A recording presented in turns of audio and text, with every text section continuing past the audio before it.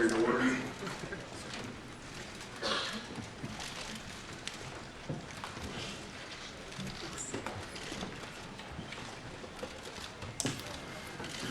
Director Comey, I appreciate your willingness to appear before the committee today, and more importantly, I thank you for your dedicated service and leadership to the Federal Bureau of Investigation.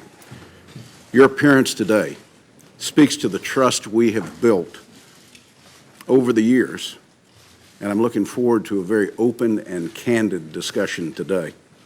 I'd like to remind my colleagues that we will reconvene in closed session at 1 p.m. today, and I ask that you reserve for that venue any questions that might get into classified information.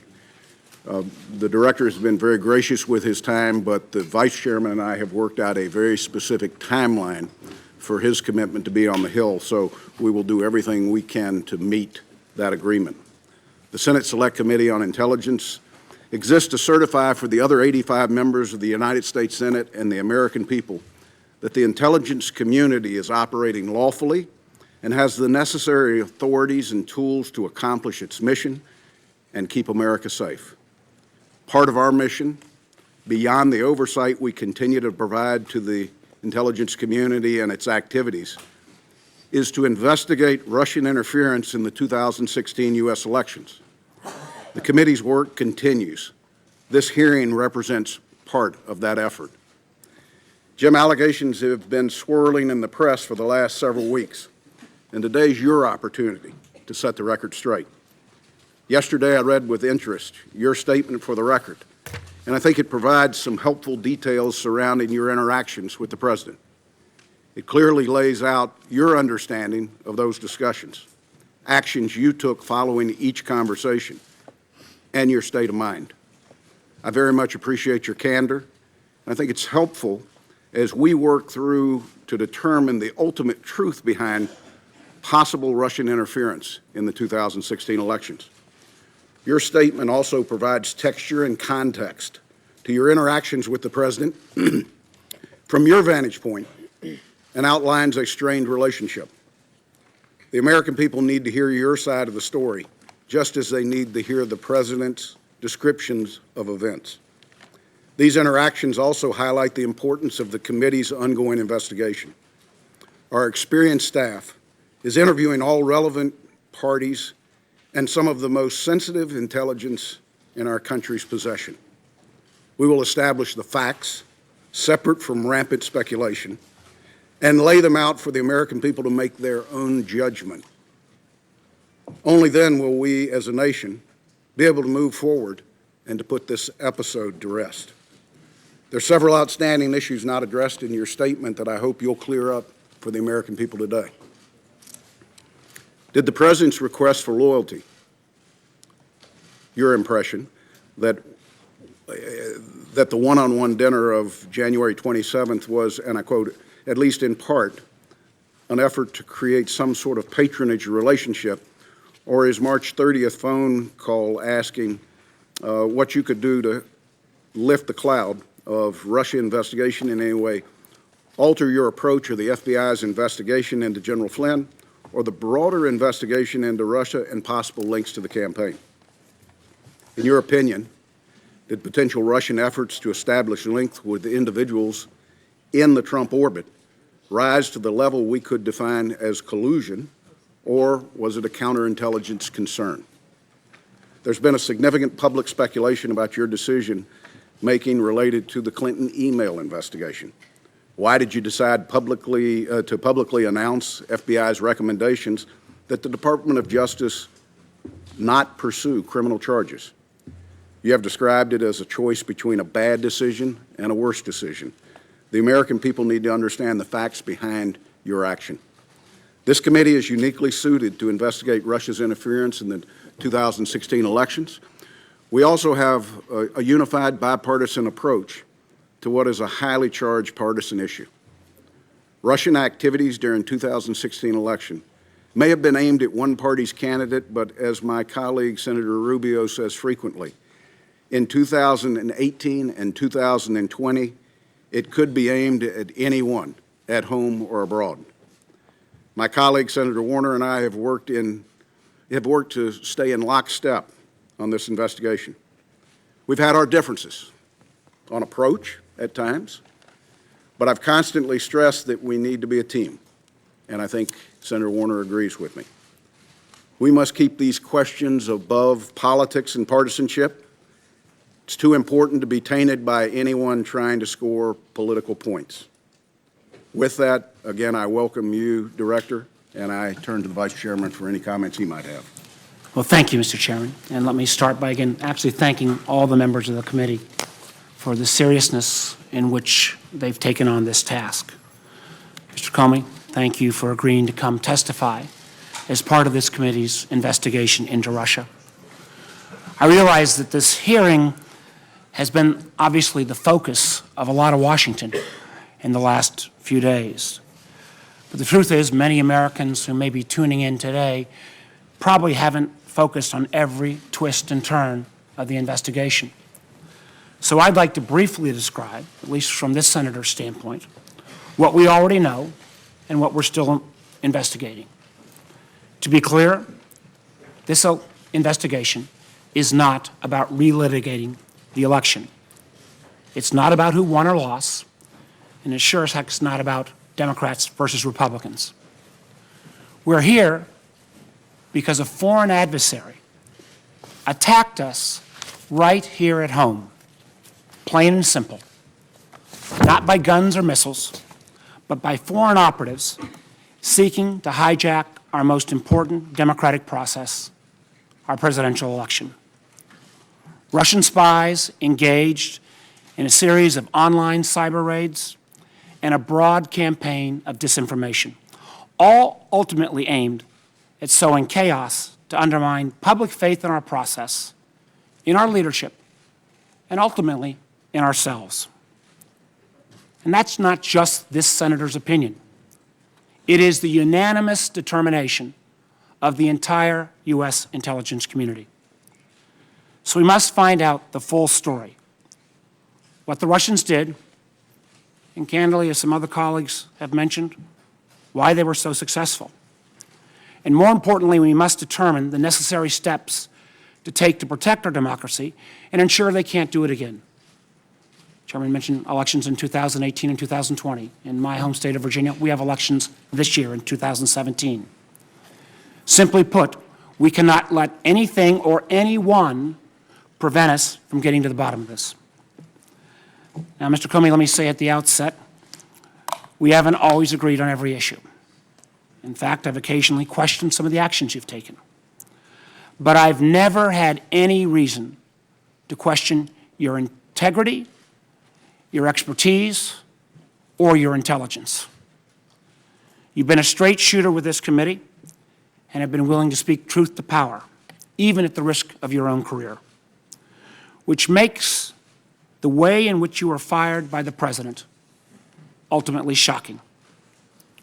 Recall, we began this entire process with the president and his staff first denying that the Russians were ever involved and then falsely claiming that no one from his team was ever in touch with any Russians.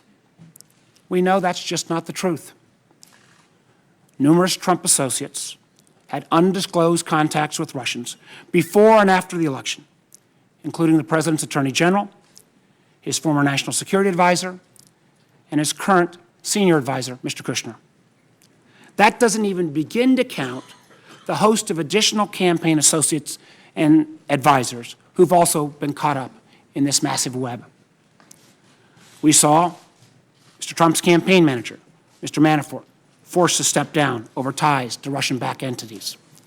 The national security advisor, General Flynn, had to resign over his lies about engagements with the Russians. And we saw the candidate himself express an odd and unexplained affection for the Russian dictator while calling for the hacking of his opponent. There's a lot to investigate. Enough, in fact, that then Director Comey publicly acknowledged that he was leading an investigation into those links between Mr. Trump's campaign and the Russian government. As the director of the FBI, Mr. Comey was ultimately responsible for conducting that investigation. which might explain why you're sitting now as a private citizen. What we didn't know was at the same time that this investigation was proceeding, the President himself appears to have been engaged in an effort to influence, or at least co-opt, the Director of the FBI. The testimony that Mr. Comey has submitted for today's hearing is very disturbing. For example, on January 27th, after summoning Director Comey to dinner, the President appears to have threatened the Director's job while telling him, quote, "I need loyalty. I expect loyalty." At a later meeting, on February 14th, the President asked the Attorney General to leave the Oval Office so that he could privately ask Director Comey, again, quote, "to see way clear to letting Flynn go." That is a statement that Director Comey interpreted as a request that he drop the investigation connected to General Flynn's false statements. Think about it. The President of the United States asking the FBI Director to drop an ongoing investigation. And after that, the President called the FBI Director on 2 additional occasions, March 30th and April 11th, and asked him again, quote, to lift the cloud on the Russia investigation. Now, Director Comey denied each of these improper requests. The loyalty pledge, the admonition to drop the Flynn investigation, the request to lift the cloud on the Russia investigation. Of course, after his refusals, Director Comey was fired. The initial explanation for the firing didn't pass any smell test. Somehow Director Comey was fired because he didn't treat Hillary Clinton appropriately.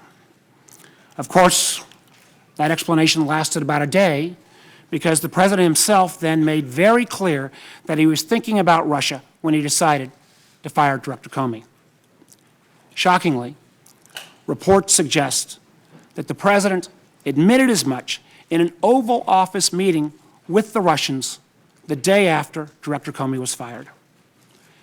Disparaging our country's top law enforcement official as a quote-unquote nut job, the President allegedly suggested that his firing relieved great pressure on his feelings about Russia.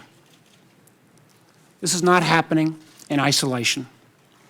At the same time the President was engaged in these efforts with Director Comey, he was also, at least allegedly, asking senior leaders of the intelligence community to downplay the Russian investigation or to intervene with the Director. Yesterday, we had DNI Director Coates and NSA Director Admiral Rogers, who were offered a number of opportunities to flatly deny those press reports. They expressed their opinions, but they did not take that opportunity to deny those reports. They did not take advantage of that opportunity. In my belief, that's not how the President of the United States should behave. Regardless of the outcome of our investigation into the Russia links, Director Comey's firing and his testimony raise separate and troubling questions that we must get to the bottom of. Again, as I said at the outset, I've seen firsthand how seriously every member of this committee is taking his work. I'm proud of the committee's efforts so far. But let me be clear. This is not a witch hunt. This is not fake news. It is an effort to protect our country from a new threat that, quite honestly, will not go away anytime soon. So, Mr. Comey, your testimony here today will help us move towards that goal. I look forward to that testimony. Thank you, Mr. Chairman. Thank you, Vice Chairman. Director, as discussed, when you agreed to appear before the committee, it would be under oath. I'd ask you to please stand, raise your right hand. Do you solemnly swear to tell the truth, the whole truth, and nothing but the truth, so help you God? Please be seated. Director Comey, you're now under oath. And I would just note to members, you will be recognized by seniority for a period up to 7 minutes. And again, it is the intent to move to a closed session no later than 1 p.m. With that, Director Comey, you are recognized. You have the floor for as long as you might need. Thank you, Mr. Chairman. Ranking Member Warner, members of the committee, thank you for inviting me here to testify today. I've submitted my statement for the record, and I'm not going to repeat it here this morning, I thought I would just offer some very brief introductory remarks, and then I would welcome your questions. When I was appointed FBI Director in 2013, I understood that I served at the pleasure of the President. Even though I was appointed to a 10-year term, which Congress created in order to underscore the importance of the FBI being outside of politics and independent, I understood that I could be fired by a president for any reason or for no reason at all. And on May the 9th, when I learned that I had been fired, for that reason, I immediately came home as a private citizen. But then the explanations, the shifting explanations, confused me and increasingly concerned me. They confused me because the President and I had had multiple conversations about my job, both before and after he took office. And he had repeatedly told me I was doing a great job and he hoped I would stay. And I had repeatedly assured him that I did intend to stay and serve out the remaining 6 years of my term. He told me repeatedly that he had talked to lots of people about me, including our current Attorney General, and had learned that I was doing a great job and that I was extremely well liked by the FBI workforce. So it confused me when I saw on television the President saying that he actually fired me because of the Russia investigation, and learned again from the media that he was telling privately other parties that my firing had relieved great pressure on the Russia investigation. I was also confused by the initial explanation that was offered publicly that I was fired because of the decisions I had made during the election year. That didn't make sense to me for a whole bunch of reasons, including the time and all the water that had gone under the bridge since those hard decisions had had to be made. That didn't make any sense to me. And although the law required no reason at all to fire an FBI director, the administration then chose to defame me, and more importantly, the FBI, by saying that the organization was in disarray, that it was poorly led, that the workforce had lost confidence in its leader. Those were lies, plain and simple. And I am so sorry that the FBI workforce had to hear them, and I'm so sorry that the American people were told them. I worked every day at the FBI to help make that great organization better. And I say help because I did nothing alone at the FBI. There are no indispensable people at the FBI. The organization's great strength is that its values and abilities run deep and wide. The FBI will be fine without me. The FBI's mission will be relentlessly pursued by its people, and that mission is to protect the American people and uphold the Constitution of the United States. I will deeply miss being part of that mission, but this organization and its mission will go on long beyond me and long beyond any particular administration.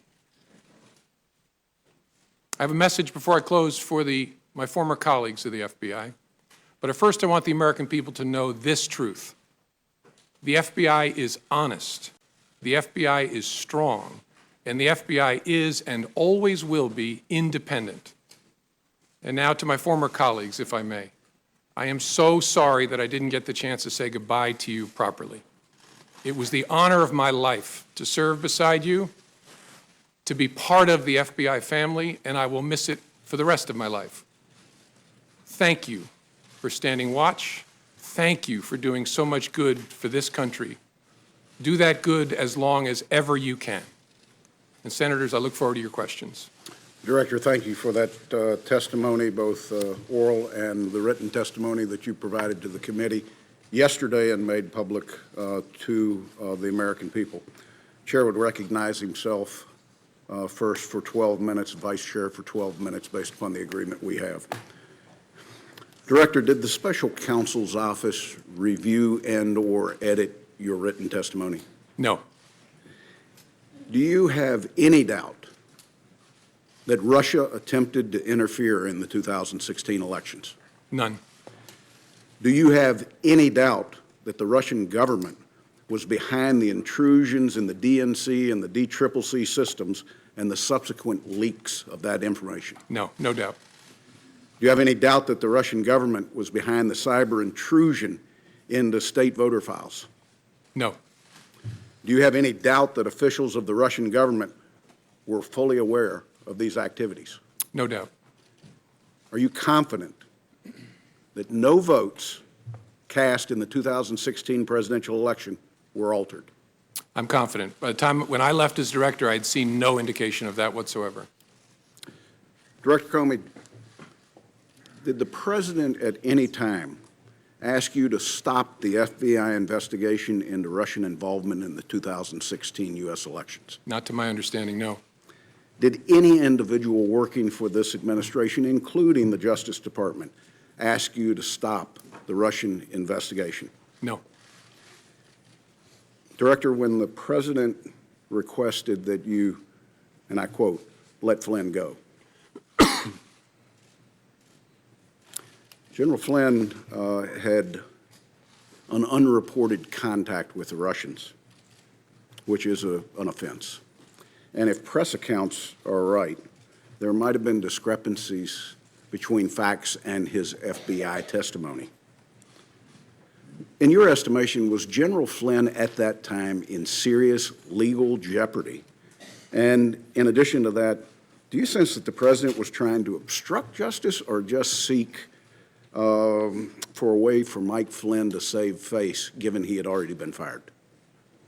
Well, General Flynn at that point in time was in legal jeopardy. There was an open FBI criminal investigation of his statements in connection with the Russian contacts and the contacts themselves. And so that was my assessment at the time. I don't think it's for me to say whether the conversation I had with the president was an effort to obstruct. I took it as a very disturbing thing, very concerning, but that's a conclusion I'm sure the special counsel will work towards to try and understand what the intention was there and whether that's an offense. Director, is it possible that as part of this FBI investigation, the FBI could find evidence of criminality that is not tied to the 2016 elections, possible collusion, or coordination with Russians? Sure. So there could be something that just fits a criminal aspect to this that doesn't have anything to do with the 2016 election cycle. Correct. In any complex investigation, when you start turning over rocks, sometimes you find things that are unrelated to the primary investigation that are criminal in nature. Director Comey, you have been criticized publicly for the decision to present your findings on the email investigation directly to the American people. Have you learned anything since that time that would have changed what you said or how you chose to inform the American people? Honestly, no. I mean, it caused a whole lot of personal pain for me, but as I look back, given what I knew at the time and even what I've learned since, I think it was the best way to try and protect the justice institution, including the FBI. In the public domain is this question of the Steele dossier, a document that has been around now for over a year. I'm not sure when the FBI first took possession of it, but the media had it before you had it and we had it. At the time of your departure from the FBI, was the FBI able to confirm any criminal allegations contained in the Steele document? Mr. Chairman, I don't think that's a question I can answer in an open setting because it goes into the details of the investigation.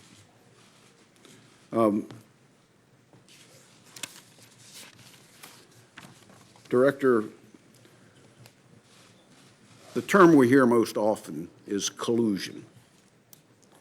When people are describing possible links between Americans and Russian government entities related to the interference in our election, would you say that it's normal for foreign governments to reach out to members of an incoming administration? Yes. At what point does the normal contact cross the line into an attempt to recruit agents or influence or spies? Difficult to say in the abstract. It depends upon the context, whether there's an effort to keep it covert, what the nature of the requests made of the American by the foreign government are. It's a judgment call based on a whole lot of facts. At what point would that recruitment become a counterintelligence threat to our country? Again, difficult to answer in the abstract, but when a foreign power is using especially coercion or some sort of pressure to try and co-opt an American, especially a government official, to act on its behalf, that's a serious concern to the FBI and at the heart of the FBI's counterintelligence mission. So if you've got a 36-page document of specific claims that are out there, the FBI would have to, for counterintelligence reasons, try to verify anything that might be claimed in there. One, and probably first and foremost, is the counterintelligence concerns that we have about blackmail. Would that be an accurate statement? Yes. If the FBI receives a credible allegation that there is some effort to co-opt, coerce, direct, employ covertly an American on behalf of the foreign power, that's the basis on which a counterintelligence investigation is opened. And when you read the dossier, what was your reaction, given that it was 100% directed at the president-elect? Not a question I can answer in an open setting, Mr. Chairman. Okay. When did you become aware of the cyber intrusion? The first cyber, there's all kinds of cyber intrusions going on all the time. The first Russia-connected cyber intrusion I became aware of in the late summer of 2015. And in that time frame, there were more than the DNC and the DCCC that were targets. Correct. There was a massive effort to target government and non-governmental, near-governmental agencies like nonprofits. What would be the estimate of how many entities out there the Russians specifically targeted in that time frame? It's hundreds. I suppose it could be more than 1,000, but it's at least hundreds. When did you become aware that data had been exfiltrated? I'm not sure exactly. I think either late 15 or early 16. And did you, the director of the FBI, have conversations with the last administration about the risk that this posed? Yes. And share with us, if you will, what actions they took. Well, the FBI had already undertaken an effort to notify all the victims, and that's what we consider the entities that were attacked as part of this massive spear phishing campaign. And so we notified them in an effort to disrupt what might be ongoing. And then there was a series of continuing interactions with entities through the rest of 15 into 16. And then throughout 16, the administration was trying to decide how to respond to the intrusion activity that it saw. And the FBI, in this case, unlike other cases that you might investigate, did you ever have access to the actual hardware that was hacked, or did you have to rely on a third party to provide you the data that they had collected?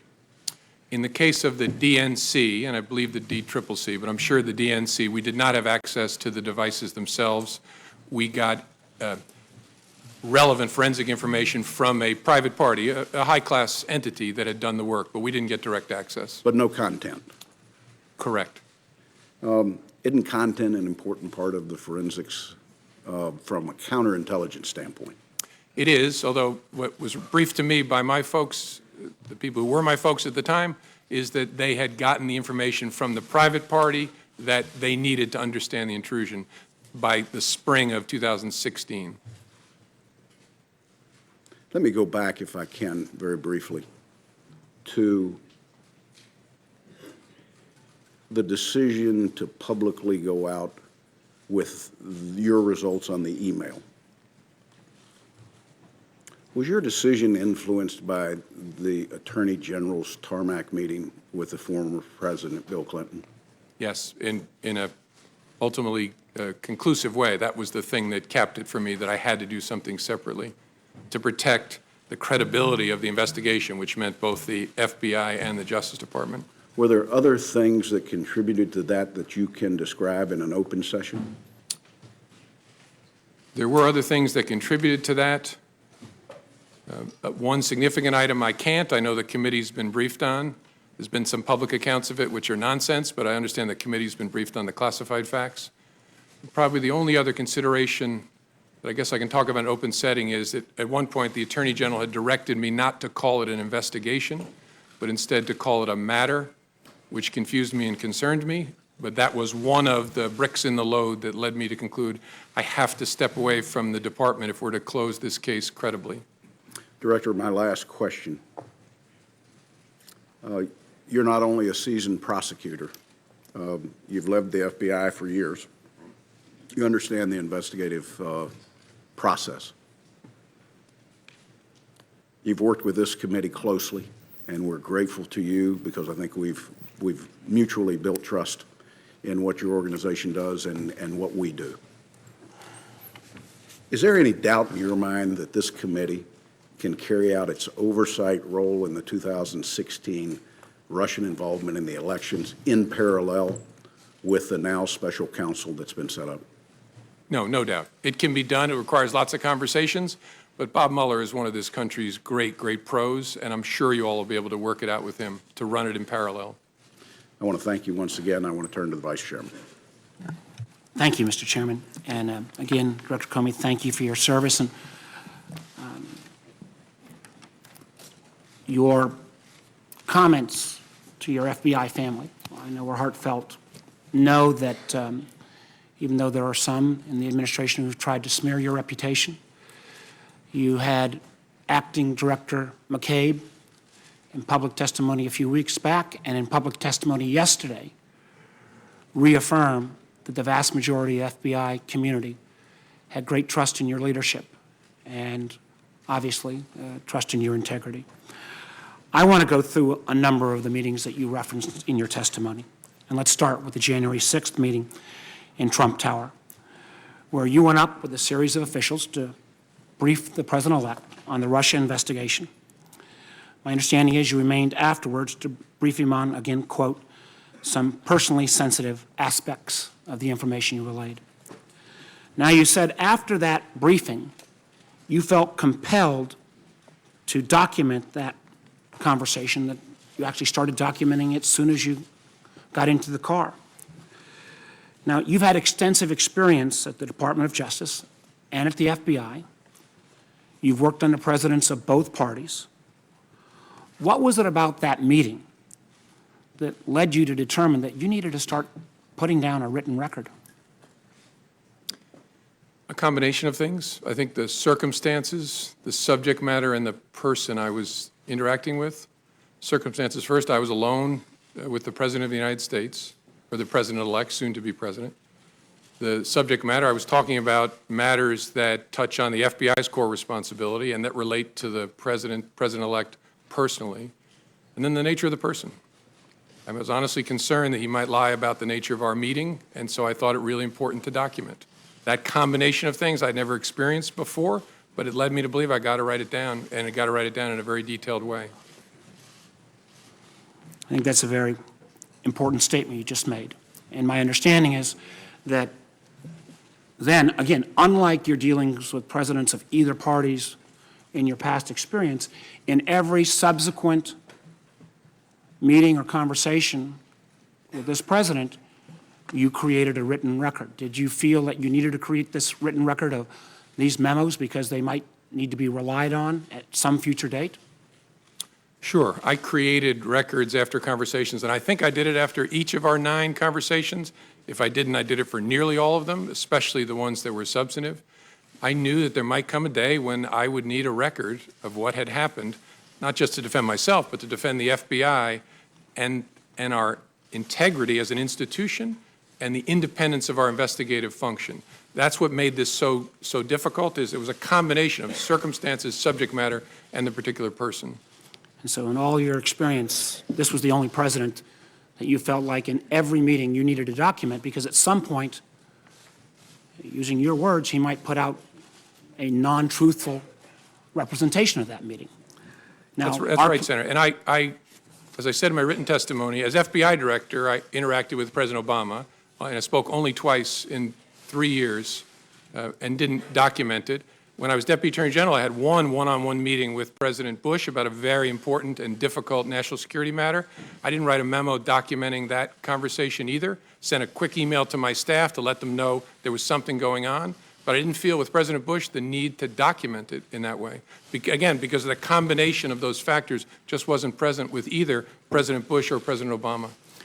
I think that is very significant. I think others will probably question that. Now, the chairman and I have requested those memos. It is our hope that the FBI will get this committee access to those memos so that, again, we can read that contemporaneous rendition so that we've got your side of the story.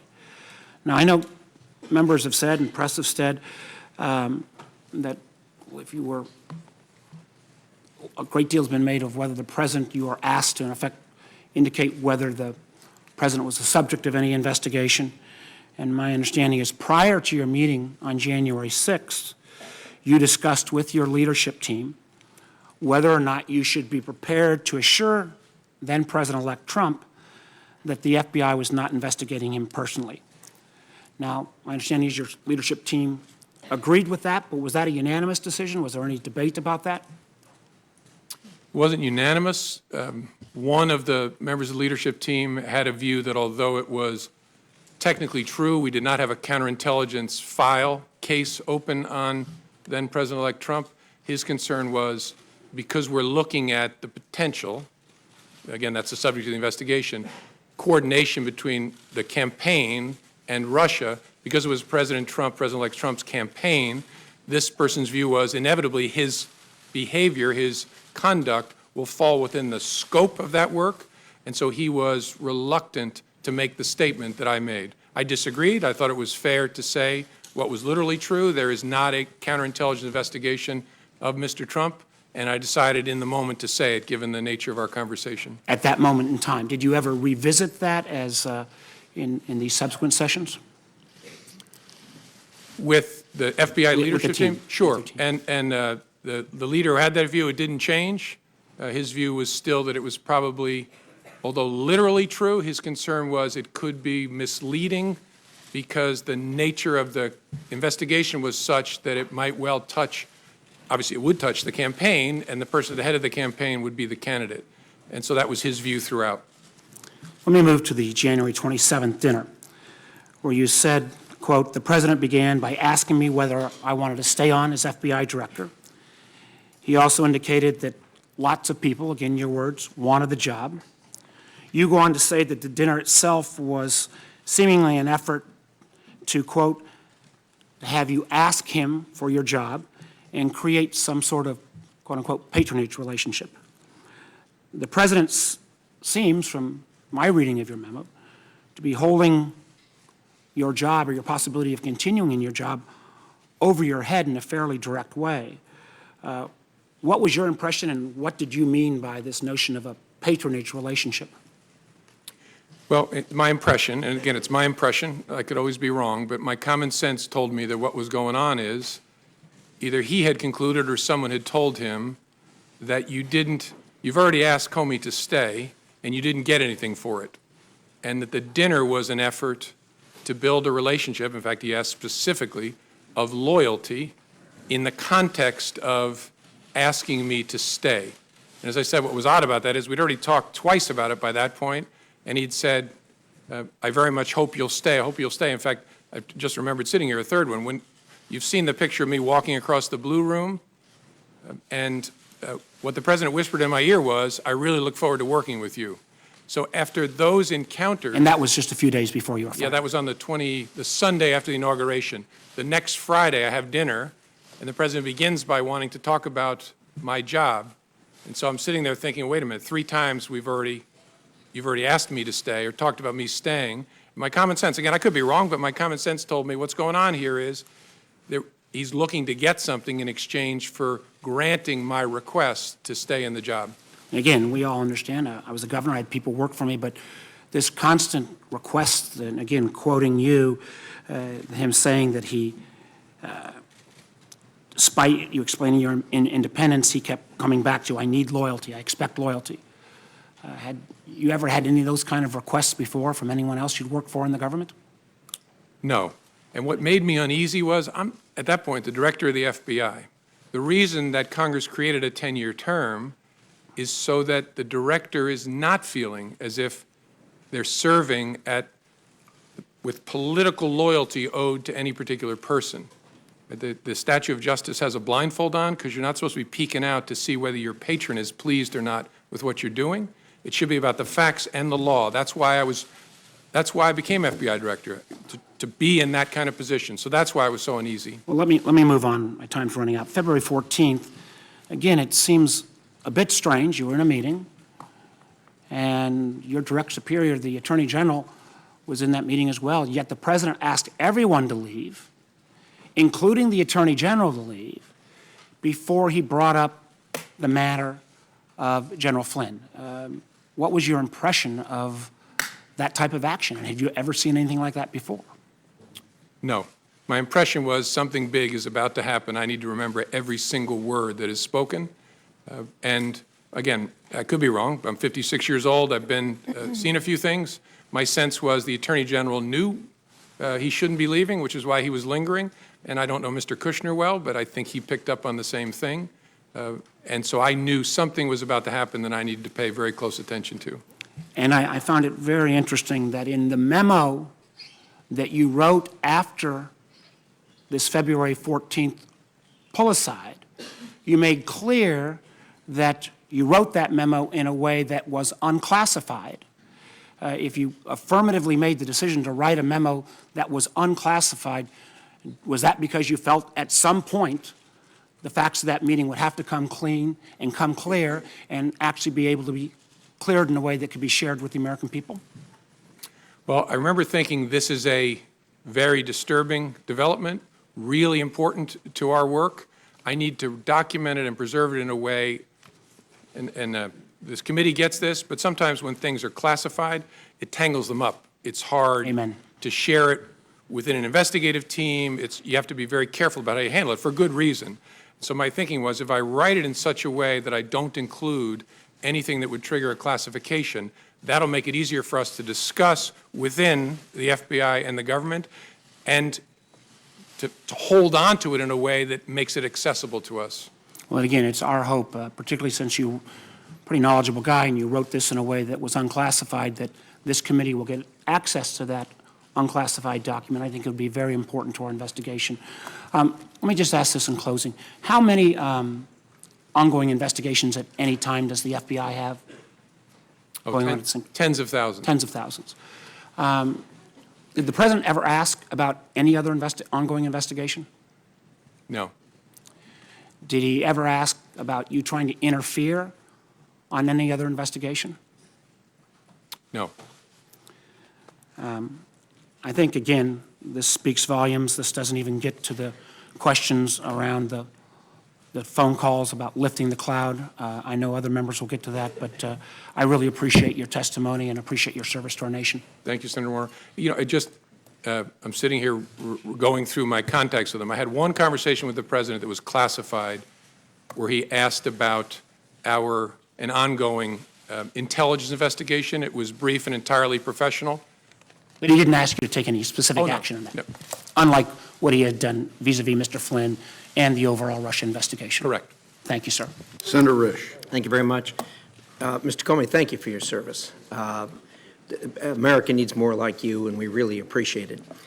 Yesterday, I got, and everybody got, the 7 pages of your direct testimony that's now part of the record here. And the first, I read it, then I read it again, and all I could think was, number one, how much I hated the class of legal writing when I was in law school.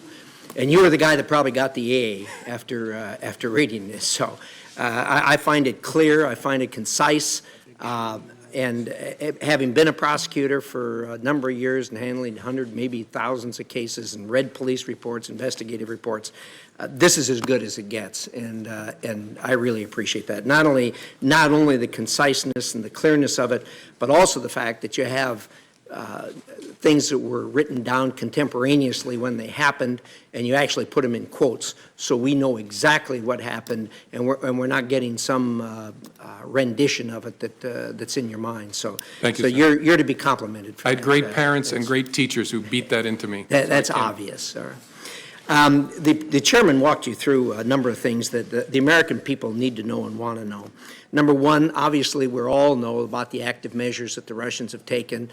I think a lot of people were surprised at this. Those of us that work in the intelligence community, it didn't come as a surprise, but now the American people know this, and it's good they know this because this is serious and it's a problem.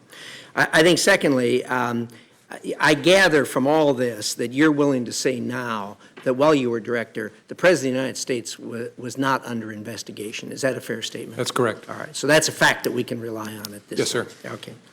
I remember you talked with us shortly after February 14th when the New York Times wrote an article that suggested that the Trump campaign was colluding with the Russians. You remember reading that article when it first came out? I do. It was about allegedly extensive electronic surveillance that Correct. had communications. Yes, I do. And that upset you to the point where you actually went out and surveyed the intelligence community to see whether you were missing something in that. Is that correct? That's correct. I want to be careful in open setting, but I'm not going to go any further than that Okay. with it, so thank you. In addition to that, after that, you sought out both Republican and Democrat senators to tell them that, hey, I don't know where this is coming from, but this is not the case. This is not factual. Do you recall that? yes. Okay. So again, so the American people can understand this, that report by the New York Times was not true. Is that a fair statement? Yeah, in the main, it was not true. And again, all of you know this, maybe the American people don't. The challenge, and I'm not picking on reporters about writing stories about classified information, is the people talking about it often don't really know what's going on, and those of us who actually know what's going on are not talking about it. And we don't call the press to say, hey, you got that thing wrong about this sensitive topic. We just have to leave it there. I mentioned to the chairman the nonsense around what influenced me to make the July 5th statement. Nonsense, but I can't go explaining how it's nonsense. Thank you. All right, so those three things we now know regarding the active measures with the president's under investigation and the collusion between the Russian, the Trump campaign and the Russians. I want to drill right down, as my time is limited, to the most recent dust-up regarding allegations that the President of the United States obstructed justice. And boy, you nailed this down on page 5, paragraph 3. You put this in quotes. Words matter. You wrote down the words so we can all have the words in front of us now. There's 28 words there that are in quotes, and it says, quote, I hope, this is the president speaking, I hope you can see your way clear to letting this go, to letting Flynn go. He is a good guy.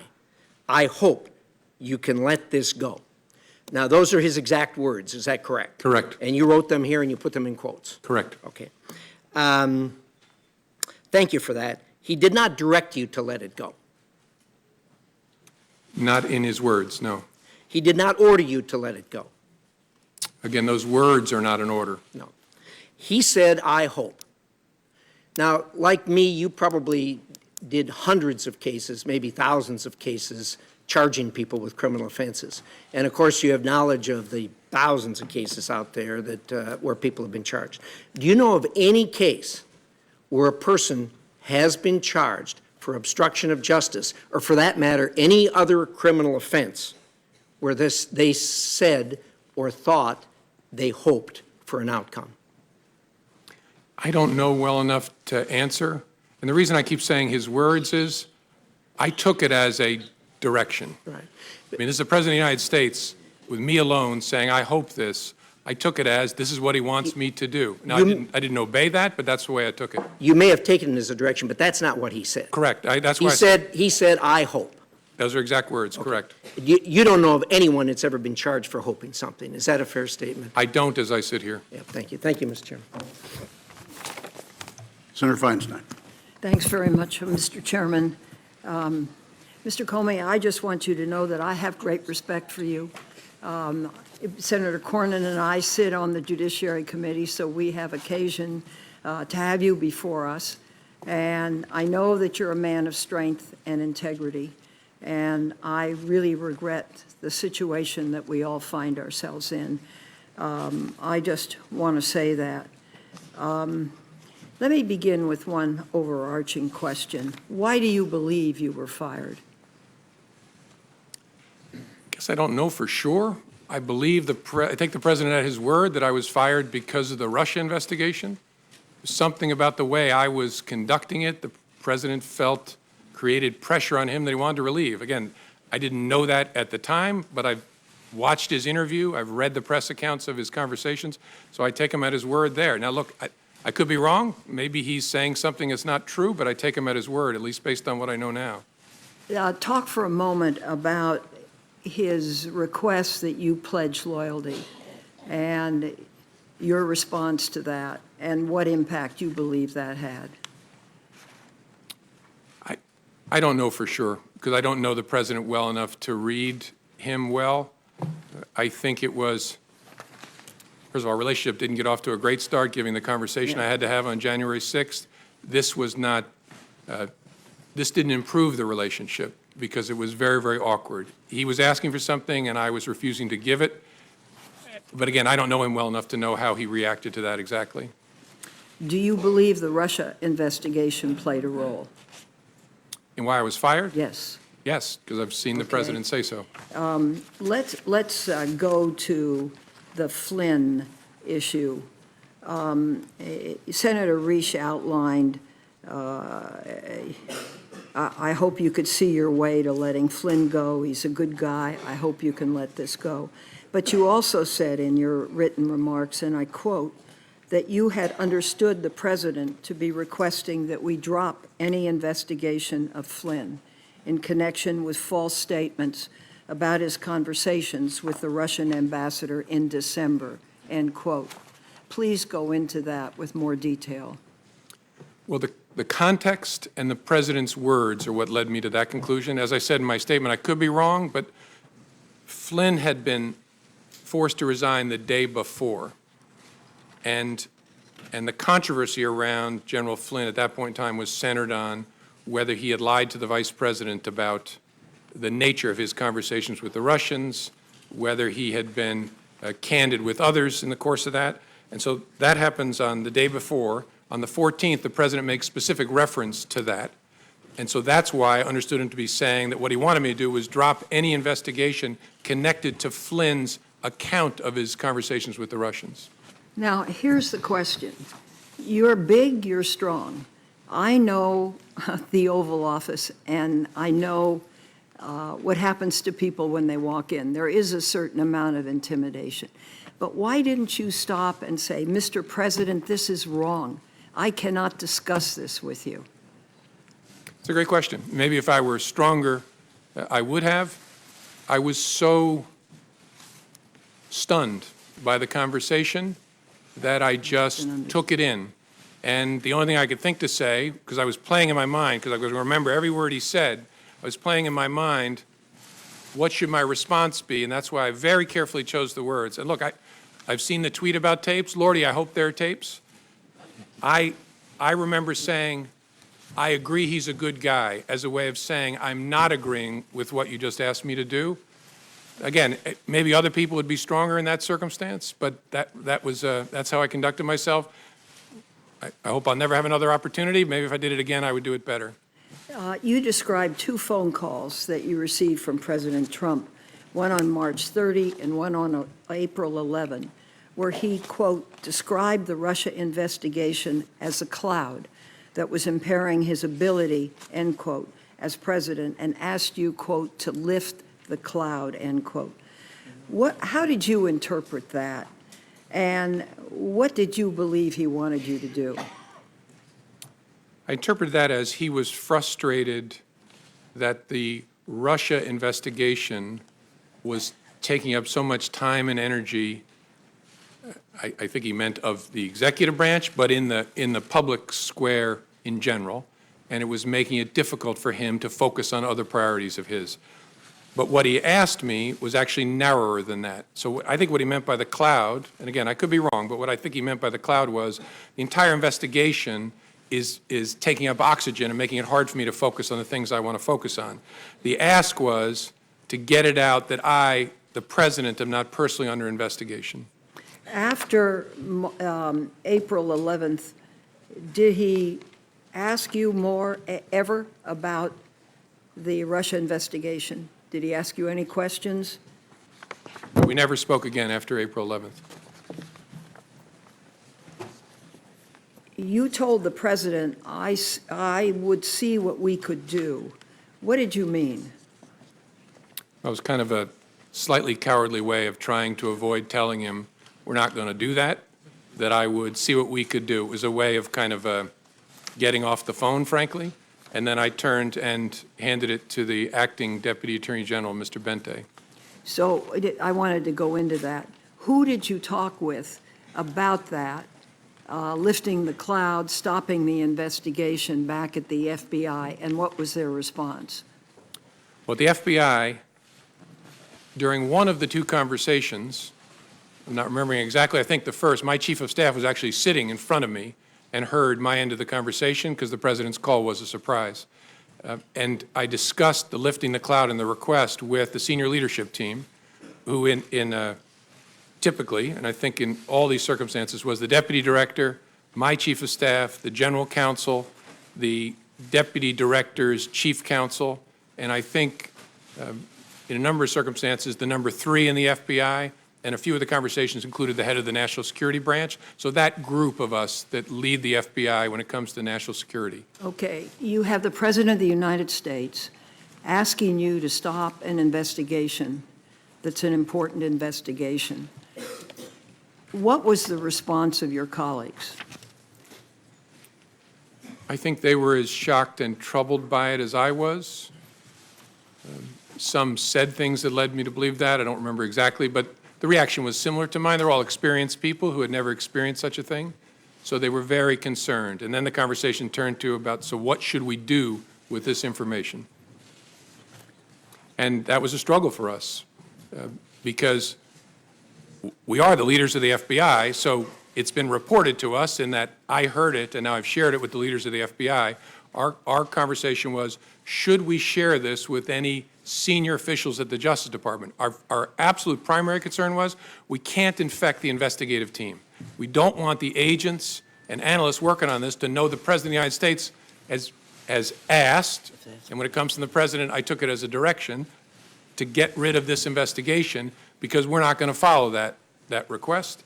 And so we decided we got to keep it away from our troops, but is there anybody else we ought to tell at the Justice Department? And as I laid out in my statement, we considered whether to tell the Attorney General, decided that didn't make sense because we believed, rightly, that he was shortly going to recuse. There were no other Senate-confirmed leaders in the Justice Department at that point. The Deputy Attorney General was Mr. Bente, who was acting and going to be shortly in that seat. And we decided the best move would be to hold it, keep it in a box, document it, as we had already done, and then this investigation is going to go on, figure out what to do with it down the road. Is there a way to corroborate this? Our view at the time was, look, it's your word against the President's. There's no way to corroborate this. My view of that changed when the prospect of tapes was raised, but that's how we thought about it then. Thank you, Mr. Chairman. Senator Rubio. Thank you. Director Comey, the meeting in the Oval Office where he made the request about Mike Flynn, was that the only time he asked you to hopefully let it go? Yes.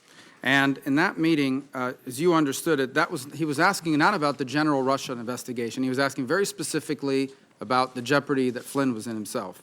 That's how I understood it, yes, sir. And as you perceived it, while it was a request that you hoped you did away with it, you perceived it as an order, given his position, the setting, and the like, and some of the circumstances.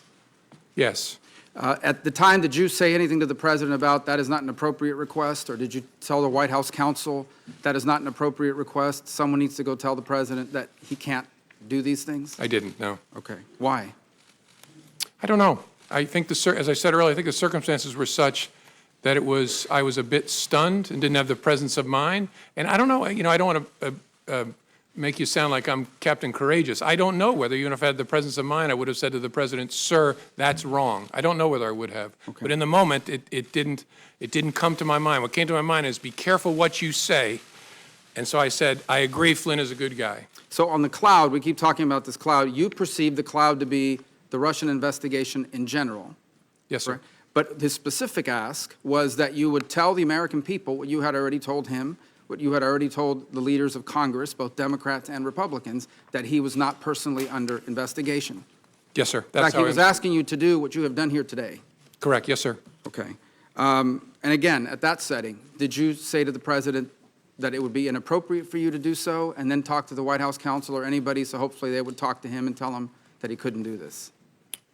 First time I said, I'll see what we can do. Second time, I explained how it should work, that the White House counsel should contact the Deputy Attorney General.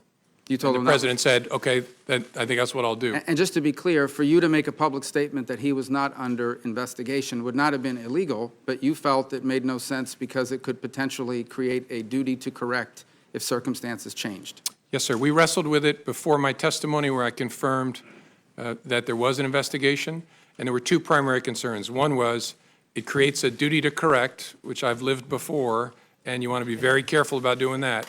And second, it's a slippery slope, because if we say the president and the vice president aren't under investigation, what's the principled basis for stopping? Okay. And so the leadership at Justice, Acting Attorney General Bente, said you're not going to do that. Now, on March 30th, during the phone call about General Flynn, you said he abruptly shifted and brought up something that you call, quote unquote, the McCabe thing.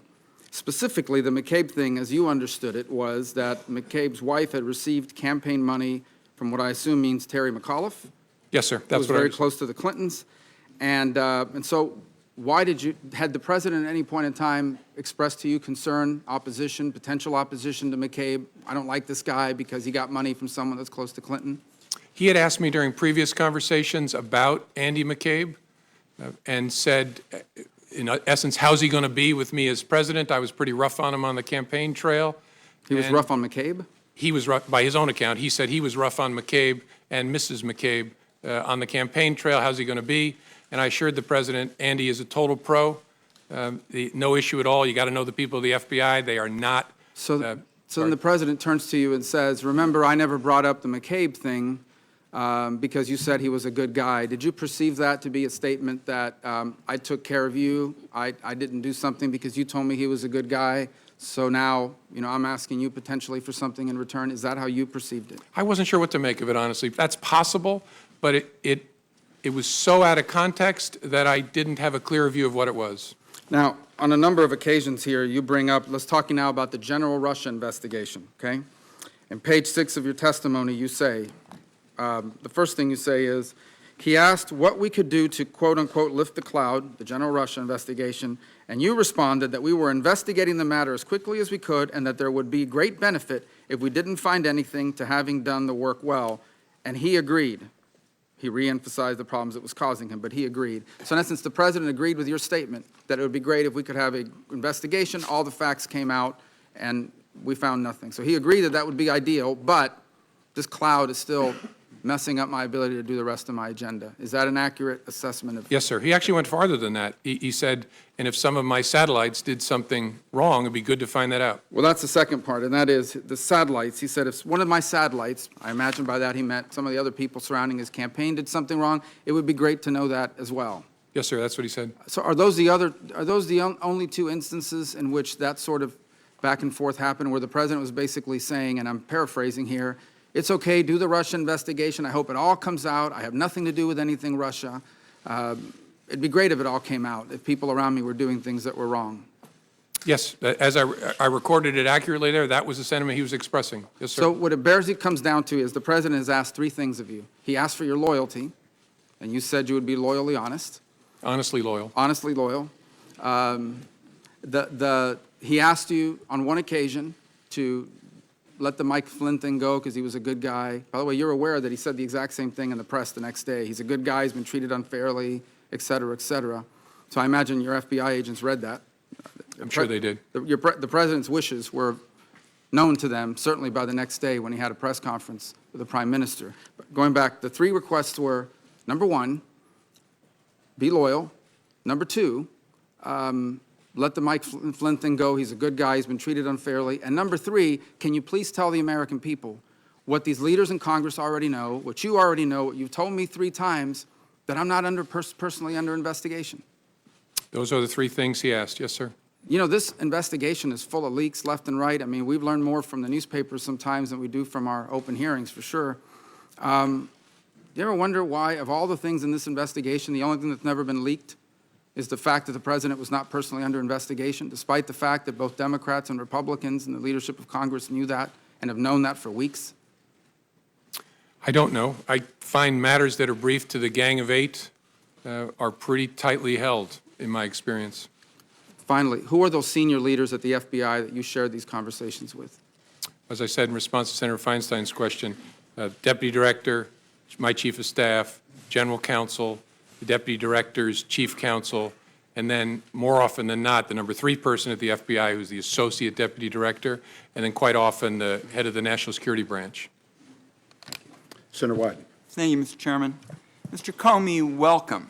You and I have had significant policy differences over the years, particularly protecting Americans' access to secure encryption. but I believe the timing of your firing stinks. And yesterday you put on the record testimony that demonstrates why the odor of presidential abuse of power is so strong. Now to my questions.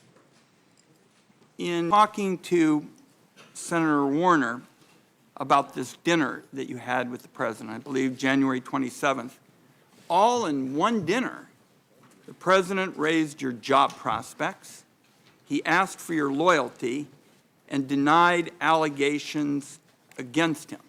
All took place over one supper. Now, you told Senator Warner that the president was looking to, quote, get something. Looking back, did that dinner suggest that your job might be contingent on how you handled the investigation? I don't know that I'd go that far. I got the sense my job would be contingent upon how he felt excuse me, how he felt I conducted myself and whether I demonstrated loyalty. But I don't know whether I go so far as to connect it to the investigation. You said the president was trying to create some sort of patronage relationship. In a patronage relationship, isn't the underling expected to behave in a manner consistent with the wishes of the boss? Yes. Okay. Or at least consider how what you're doing will affect the boss as a significant consideration. Let me turn to the Attorney General. In your statement, you said that you and the FBI leadership team decided not to discuss the president's actions with Attorney General Sessions, even though he had not recused himself. What was it about the Attorney General's own interactions with the Russians or his behavior with regard to the investigation that would have led the entire leadership of the FBI to make this decision?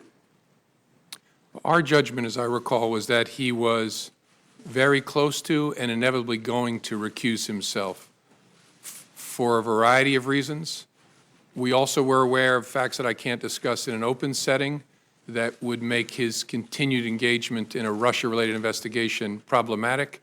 And so we were convinced, and in fact, I think we'd already heard that the career people were recommending that he recuse himself, that he was not going to be in contact with Russia-related matters much longer. And that turned out to be the case. How would you characterize Attorney General Sessions' adherence to his recusal, in particular with regard to his involvement in your firing, which the president has acknowledged was because of the Russian investigation? That's a question I can't answer. I think it's a reasonable question. If, as the president said, I was fired because of the Russia investigation, why was the Attorney General involved in that chain? I don't know. And so I don't have an answer for the question. Your testimony was that the president's request about Flynn could infect the investigation. Had the president got what he wanted and what he asked of you, what would have been the effect on the investigation? Well, we would have closed any investigation of General Flynn in connection with his statements about and encounters with Russians in the late part of December. So we would have dropped an open criminal investigation.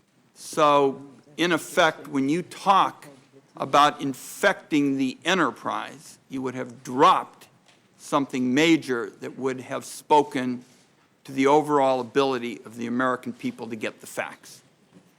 Correct. And as good as our people are, our judgment was we don't want them hearing that the President of the United States wants this to go away because it might have an effect on their ability to be fair and impartial and aggressive.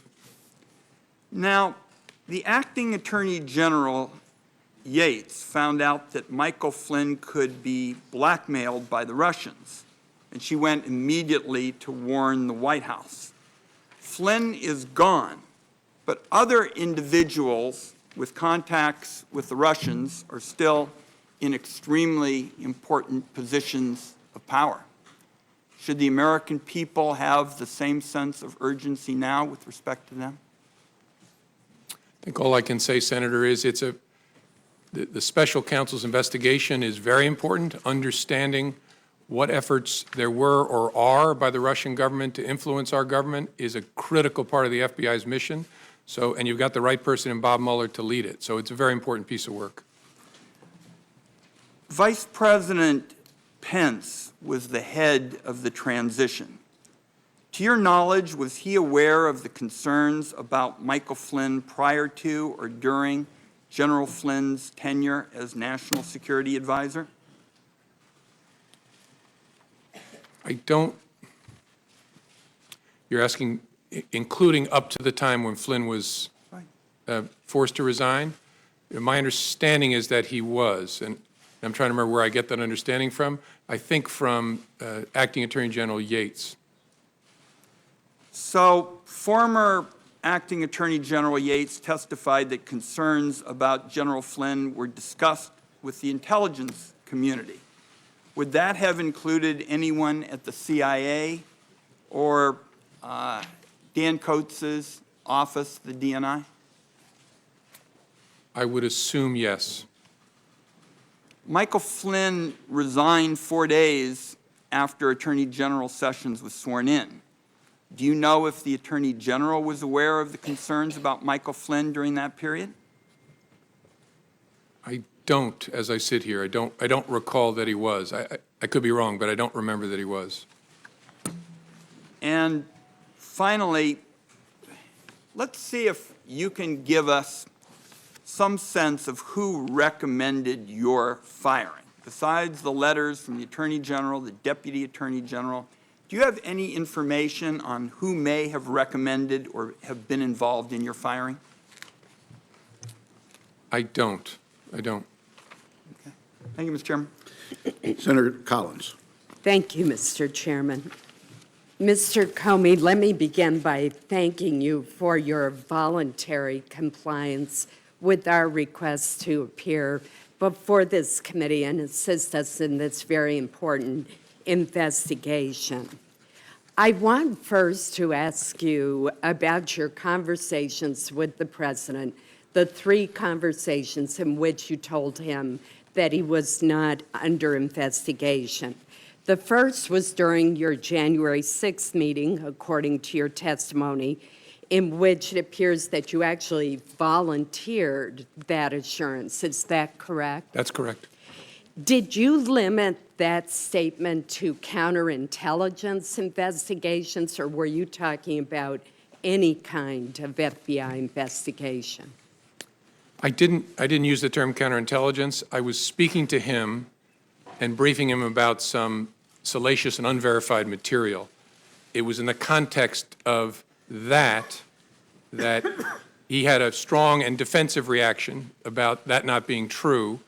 And my reading of it was important for me to assure him we were not personally investigating him. And so the context then was actually narrower, focused on what I just talked to him about. But it was very important because it was, first, true, and second, I was worried very much about being in kind of a J. Edgar Hoover type situation. I didn't want him thinking that I was briefing him on this to sort of hang it over him in some way. I was briefing him on it because we had been told by the media it was about to launch. We didn't want to be keeping that from him, and if there was he needed to know this was being said. But I was very keen not to leave him with an impression that the Bureau was trying to do something to him, and so that's the context in which I said, sir, we're not personally investigating you. And then and that's why you volunteered the information. Yes, ma'am. Correct. Then on the January 27th dinner, you told the president that he should be careful about asking you to investigate because, quote, you might create a narrative that we were investigating him personally, which we weren't. Again, were you limiting that statement to counterintelligence investigations or more broadly, such as a criminal investigation? The context was very similar. I didn't modify the word investigation. It was, again, he was reacting strongly again to that unverified material, saying, I'm tempted to order you to investigate it. And that, in the context of that, I said, sir, you want to be careful about that because it might create a narrative we're investigating you personally. And then there was the March 30th phone call with the president in which you reminded him that congressional leaders have been briefed that we were not personally, the FBI was not personally investigating President Trump. And again, was that statement to congressional leaders and to the president limited to counterintelligence investigations, or was it a broader statement? I'm trying to understand whether there was any kind of investigation of the president underway. No, I'm sorry. And if I misunderstood, I apologize. We briefed the congressional leadership about what Americans we had opened counterintelligence investigation cases on, and we specifically said the president is not one of those Americans.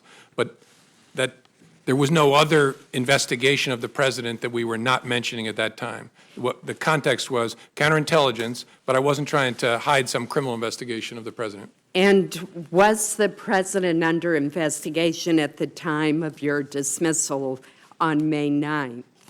No. I'd like to now turn to the conversations with the president about Michael Flynn, which have been discussed at great length. And first, let me make very clear that the president never should have cleared the room, and he never should have asked you, as you reported, to let it go, to let the investigation go. But I remain puzzled by your response. Your response was, I agree that Michael Flynn is a good guy. You could have said, Mr. President, this meeting is inappropriate. This response could compromise the investigation. You should not be making such a request. It's fundamental to the operation of our government that the FBI be insulated from this kind of political pressure. And you've talked a bit today about that you were stunned by the president making the request. But my question to you is, later on, upon reflection, did you go to anyone at the Department of Justice and ask them to call the White House counsel's office and explain that the president had to have a far better understanding and appreciation of his role vis-a-vis the FBI? In general, I did. I spoke to the Attorney General, and I spoke to the new Deputy Attorney General, Mr. Rosenstein, when he took office, and explained my serious concern about the way in which the president is interacting, especially with the FBI. And I specifically, as I said in my testimony, told the Attorney General, it can't happen that you get kicked out of the room and the president talks to me. But look, in the room, but why didn't we raise the specific? It was of investigative interest to us to try and figure out, so what just happened with the president's request? So I would not have wanted to alert the White House that it had happened until we figured out what are we going to do with this investigatively. Your testimony was that you went to Attorney General Sessions and said, don't ever leave me alone with him again. Are you saying that you also told him that he had made a request that you let it go with regard to part of the investigation of Michael Flynn? No, I specifically did not. I did not. You mentioned that from your very first meeting with the president, you decided to write a memo memorializing the conversation. What was it about that very first meeting that made you write a memo when you had not done that with two previous presidents? As I said, a combination of things. A gut feeling is an important overlay on but the circumstances, that I was alone, the subject matter, and the nature of the person that I was interacting with, and my read of that person. And yeah, and really just a gut feel laying on top of all of that, it's going to be important to protect this organization that I make records of this. And finally, did you show copies of your memos to anyone outside of the Department of Justice? Yes. And to whom did you show copies? I asked, President tweeted on Friday after I got fired that I better hope there's not tapes. I woke up in the middle of the night on Monday night, because it didn't dawn on me originally, that there might be corroboration for our conversation. There might be a tape. And my judgment was I needed to get that out into the public square. And so I asked a friend of mine to share the content of the memo with a reporter. Didn't do it myself for a variety of reasons, but I asked him to because I thought that might prompt the appointment of a special counsel. And so I asked a close friend of mine to do it. And was that Mr. Wittes? No, no. Who was that? A good friend of mine who's a professor at Columbia Law School. Thank you. Senator Heinrich. Mr. Comey, prior to January 27th of this year, have you ever had a one-on-one meeting or a private dinner with a president of the United States? No. I met dinner, no. I had 2 one-on-ones with President Obama that I laid out in my testimony, once to talk about law enforcement issues, law enforcement and race, which was an important topic throughout for me and for the president, and then once very briefly for him to say goodbye. Were those brief interactions? No. The one about law enforcement and race and policing, we spoke for probably over an hour, just the two of us. How unusual is it to have a one-on-one dinner with the president? Did that strike you as odd? Yeah, so much so that I assumed there would be others, that he couldn't possibly be having dinner with me alone. Do you have an impression that if you had found, if you had behaved differently in that dinner, and I am quite pleased that you did not, but if you had found a way to express some sort of expression of loyalty or given some suggestion that the Flynn criminal investigation might be pursued less vigorously, do you think you would have still been fired? I don't know. It's impossible to say looking back. I don't know. But you felt like those two things were directly relevant to your the kind of relationship that the president was seeking to establish with you? Sure, yes. Yeah. The president has repeatedly talked about the Russian investigation into the U.S. Or Russia's involvement in the U.S. election cycle as a hoax and as fake news. Can you talk a little bit about what you saw as FBI director, and obviously only the parts that you can share in this setting, that demonstrate how serious this action actually was and why there was an investigation in the first place? Yes, sir. There should be no fuzz on this whatsoever. The Russians interfered in our election during the 2016 cycle. They did it with purpose, they did it with sophistication, they did it with overwhelming technical efforts, and it was an active measures campaign driven from the top of that government. There is no fuzz on that. It is a high confidence judgment of the entire intelligence community, and the members of this committee have seen the intelligence. It's not a close call. That happened. That's about as unfake as you can possibly get, and is very, very serious, which is why it's so refreshing to see a bipartisan focus on that, because this is about America, not about any particular party. So that was a hostile act by the Russian government against this country? Yes, sir. Did the president, in any of those interactions that you've shared with us today, ask you what you should be doing or what our government should be doing or the intelligence community to protect America against Russian interference in our election system? I don't recall a conversation like that. Never. No. Do you find it not odd? Not with President Trump. Right.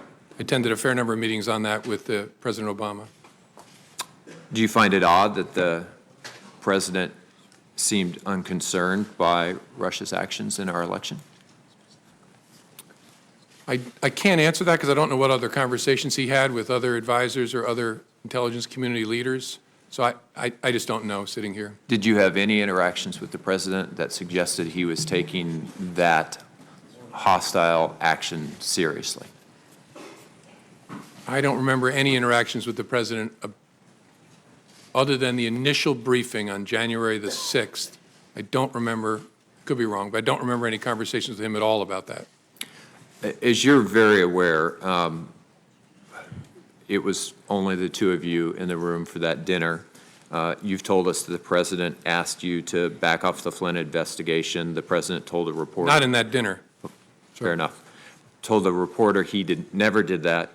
You've testified that the president asked for your loyalty in that dinner. The White House denies that. A lot of this comes down to who should we believe? Do you want to say anything as to why we should believe you? Probably, my mother raised me not to say things like this about myself, so I'm not going to. I think people should look at the whole body of my testimony, because as I used to say to juries, that when I talked about a witness, you can't cherry pick it. You can't say, I like these things he said, but on this, he's a dirty, rotten liar. Right. You got to take it all together, and I've tried to be open and fair and transparent and accurate. A really significant fact to me is, so why did he kick everybody out of the Oval Office? Why would you kick the Attorney General, the President, the Chief of Staff out to talk to me if it was about something else? And so that to me, as an investigator, is a very significant fact. And as we look at testimony or as communication from both of you, we should probably be looking for consistency. Well, in looking at any witness, you look at consistency, track record, demeanor, record over time, that sort of thing. Thank you. So there are reports that the incoming Trump administration, either during the transition and or after the inauguration, attempted to set up a sort of backdoor communication channel with the Russian government using their infrastructure, their devices or facilities. What would be the risks, particularly for a transition, someone not actually in the office of the president yet, to setting up unauthorized channels with a hostile foreign government, especially if they were to evade our own American intelligence services? I'm not going to comment on whether that happened in an open setting, but the primary risk is obvious. You spare the Russians the cost and effort of having to break into our communications channels by using theirs. And so you make it a whole lot easier for them to capture all of your conversations and then to use those to the benefit of Russia against the United States. The memos that you wrote, did you write all 9 of them in a way that was designed to prevent them from needing classification? No. And on a few of the occasions I sent emails to my chief of staff or others on some of the brief phone conversations that I recall. The first one was a classified briefing. Although it wasn't in a SCIF, it was in a conference room at Trump Tower. It was a classified briefing, and so I wrote that on a classified device. The one I started typing in the car, that was a classified laptop that I started working on. Any reason in a classified environment, in a SCIF, that this committee it would not be appropriate to see those communications from, at least from your perspective as the author? No. Thank you, Mr. Chairman. Senator Blunt. Thank you, Mr. Chairman. Mr. Comey, when you were terminated at the FBI, I said and still continue to feel that you have provided years of great service to the country. I also said that I'd had significant questions over the last year about some of the decisions you made. If the president hadn't terminated your service, would you still be, in your opinion, the director of the FBI today? Yes, sir. So you took as a direction from the president something that you thought was serious and troublesome, but continued to show up for work the next day. Yes, sir. And 6 weeks later, we're telling the president on March the 30th that he was not personally the target of any investigation. Correct. On March the 30th, and I think again on April 11th as well, I told him we're not investigating him personally. That was true. Well, the point to me, the concern to me there is that all these things are going on. You now, in retrospect, or at least you now, to this committee, that you had serious concerns about what the president had, you believe, directed you to do, and had taken no action, hadn't even reported up the chain of command, assuming you believe there is an up the chain of command, that these things had happened. Do you have a sense of that, looking back, that that was a mistake? No. In fact, I think no action was the most important thing I could do to make sure there was no interference with the investigation.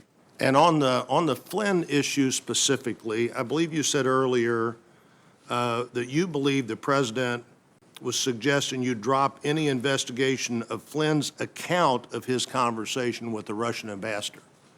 which was essentially misleading the vice president and others? Correct. And I'm not going to go into the details, but whether there were false statements made to government investigators as well. Any suggestion that General Flynn had violated the Logan Act, I always find pretty incredible. The Logan Act's been on the books for over 200 years. Nobody's ever been prosecuted for violating the Logan Act. My sense would be that the discussion, not the problem, misleading investigators or the vice president might have been. That's fair. Yes, sir. And had you previously on February the 14th discussed with the president in the previous meeting anything your investigators had learned or their impressions from talking to Flynn? No, sir. So he said he's a good guy, you said he's a good guy, and that was no further action taken on that. Well, he said more than that, but there was no, the action was, I wrote it up, briefed our senior team, tried to figure out what to do with it, and just made a decision. We're going to hold this and then see what we make of it down the road. Yes, sir. Was it your view that not briefing up meant you really had no responsibility to report that to the Justice Department in some way? I think at some point, and I don't know what Director Mueller is going to do with it, but at some point, I was sure we were going to brief it to the team in charge of the case. But our judgment was, in the short term, doesn't make sense to, no fuzz on the fact I reported to the Attorney General. That's why I stressed he shouldn't be kicked out of the room. But it didn't make sense to report to him now. You know, you said the Attorney General said, I don't want to be in the room with him alone again, but you continued to talk to him on the phone. What is the difference in being in the room alone with him and talking to him on the phone alone? Yeah, I think what I stressed to the Attorney General is a little broader than just the room. I said, I report to you. It's very important you be between me and the White House. After that discussion with the Attorney General, did you take phone calls from the President? Yes, sir. So why did you just say you need to talk to, why didn't you say, I'm not taking that call, you need to talk to the Attorney General? Well, I did on the April 11th call, and I reported the calls, the March 30th call and the April 11th call, to my superior, who was the acting Deputy Attorney General. I don't want to run out of time here. Let me make one other point. In reading your testimony, January the 3rd, January the 27th, and March the 30th, it appears to me that on all three of those occasions, you, unsolicited by the President, made the point to him that he was not a target of an investigation. Correct, yes, sir. One, I thought the March 30th, very interesting. You said, well, even though you don't want, you may not want us, that was the 27th, where he said, why don't you look into that dossier thing more? You said, well, you may not want that because then we couldn't tell you, you couldn't say with, we couldn't answer the question about you being a target of the investigation, but you didn't seem to be answering that question anyhow. As Senator Rubio pointed out, the one unanswered, unleaked question seems to have been that in this whole period of time. But you said something earlier I don't want to fail to follow up on. You said after you were dismissed, you gave information to a friend so that friend could get that information into the public media. Correct. What kind of information was that? What kind of information did you give to a friend? That the Flynn conversation, that the President had asked me to let the Flynn, I mean, I'm forgetting my exact own words, but the conversation in the Oval Office. So you didn't consider your memo or your sense of that conversation to be a government document. You consider it to be somehow your own personal document that you could share with the media as you wanted to?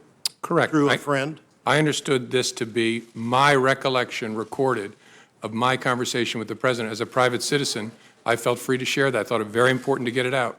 So were all of your memos that you recorded on classified or other documents, memos that might be yours as a private citizen? I'm sorry, I'm not following the question. Well, I think you said you'd use classified. Oh, yeah, not the classified documents. Unclassified, I don't have any of them anymore, but I gave them to the special counsel. But, yeah, my view was that the content of those unclassified, the memorialization of those conversations was my recollection recorded. So why didn't you give those to somebody yourself rather than give them through a third party? Because I was worried the media was camping at the end of my driveway at that point, and I was actually going out of town with my wife to hide, and I worried it would be like feeding seagulls at the beach if it was if it was I who gave it to the media, so I asked my friend, make sure this gets out. It does seem to me that what you do there is create a source close to the former director of the FBI, as opposed to just taking responsibility yourself for saying, here are these records. Like everybody else, I have other things I'd like to get into, but I'm out of time. Okay. Senator King. Thank you. First, I'd like to acknowledge Senator Blumenthal and earlier Senator Nelson. I think the one principal thing you'll learn today, Senator, is that the chairs there are less comfortable than the chairs here, but I welcome you to the hearing. Mr. Comey, a broad question.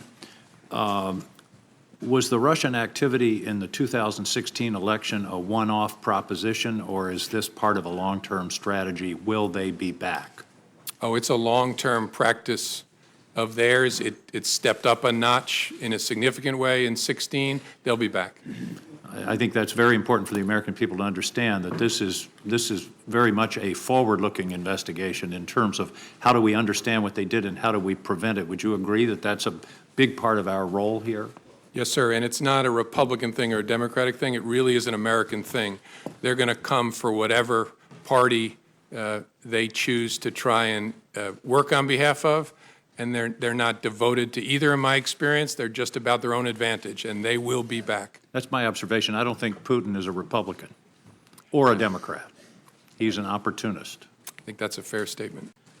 With regard to the several of these conversations, in his interview with Lester Holt on NBC, the president said, I had dinner with him. He wanted to have dinner because he wanted to stay on. Is this an accurate statement? No, sir. Did you in any way initiate that dinner? No.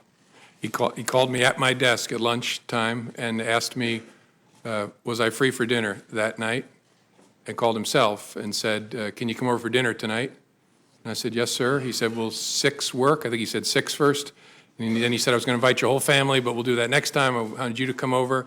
And is that a good time? I said, sir, whatever works for you. And then he said, how about 6:30? And I said, whatever works for you, sir. And then I hung up and had to call my wife and break a date with her. I was supposed to take her out to dinner that night. That's one of the all-time great excuses for breaking a date. Yeah. In retrospect, I love spending time with my wife. I wish I'd been there that night. That's one question I'm not going to follow up, Mr. Comey. But in that same interview, the president said, in one case I called him and in one case he called me. Is that an accurate statement? No. Did you ever call the president? No. I might. The only reason I'm hesitating is I think there was at least one conversation where I was asked to call the White House switchboard to be connected to him, but I never initiated a communication with the president. And in his press conference on May 18th, the president was asked whether he had urged you to shut down the investigation into Michael Flynn. The president responded, quote, no, no. Next question. Is that an accurate statement? I don't believe it is. Thank you. With regard to the question of him being personally under investigation, does that mean that the dossier is not being reviewed or investigated or followed up on in any way? I obviously can't comment either way. I can't talk in an open setting about the investigation as it was when I was the head of the FBI, and obviously it's Director Bob Mueller's responsibility now, so I don't know. So clearly your statements to the president back in these various times when you assured him he wasn't under investigation were as of that moment. Is that correct, is it not? Correct. Now, on the Flynn investigation, is it not true that Mr. Flynn was and is a central figure in this entire investigation of the relationship between the Trump campaign and the Russians? I can't answer that in an open setting, sir. Certainly Mr. Flynn was part of the so-called Russian investigation. Can you answer that question? I have to give you the same answer. All right. We'll be having a closed session shortly, so we will follow up on that. In terms of his comments to you about, I think you were in response to Mr. Risch, Senator Risch, he said, I hope you will hold back on that. But when when a president of the United States in the Oval Office says something like I hope or I suggest or would you, do you take that as a directive? Yes. Yes, it rings in my ear as kind of, will no one rid me of this meddlesome priest? I was just going to quote that in 1170, December 29, Henry II said, who will rid me of this meddlesome priest? And then the next day he was killed. Thomas A. Becket. That's exactly the same situation. We're thinking along the same lines. Several other questions, and these are a little bit more detailed. What do you know about the Russian bank VEB? Nothing that I can talk about in an open setting. Well, I know that it- takes I know care it of my ex- next three I questions. know it exists. Yes, sir. You know it exists. What is the relationship of the ambassador from Russia to the United States, to the Russian intelligence infrastructure? Well, he's a diplomat who is the chief of mission at the Russian embassy, which employs a robust cohort of intelligence officers. And so surely he's witting of their very, very aggressive intelligence operations, at least some of it, in the United States. I don't consider him to be an intelligence officer himself. He's a diplomat. Did the FBI ever brief the Trump administration about the advisability of interacting directly with Ambassador Kislyak? I think all I can say sitting here is there were a variety of defensive briefings given to the incoming administration about the counterintelligence risk. Back to Mr. Flynn, would closing out the Flynn investigation have impeded the overall Russian investigation? No, well, unlikely, except to the extent, there's always a possibility if you have a criminal case against someone and you bring it and squeeze them, you flip them, and they give you information about something else. But I saw the two as touching each other, but separate.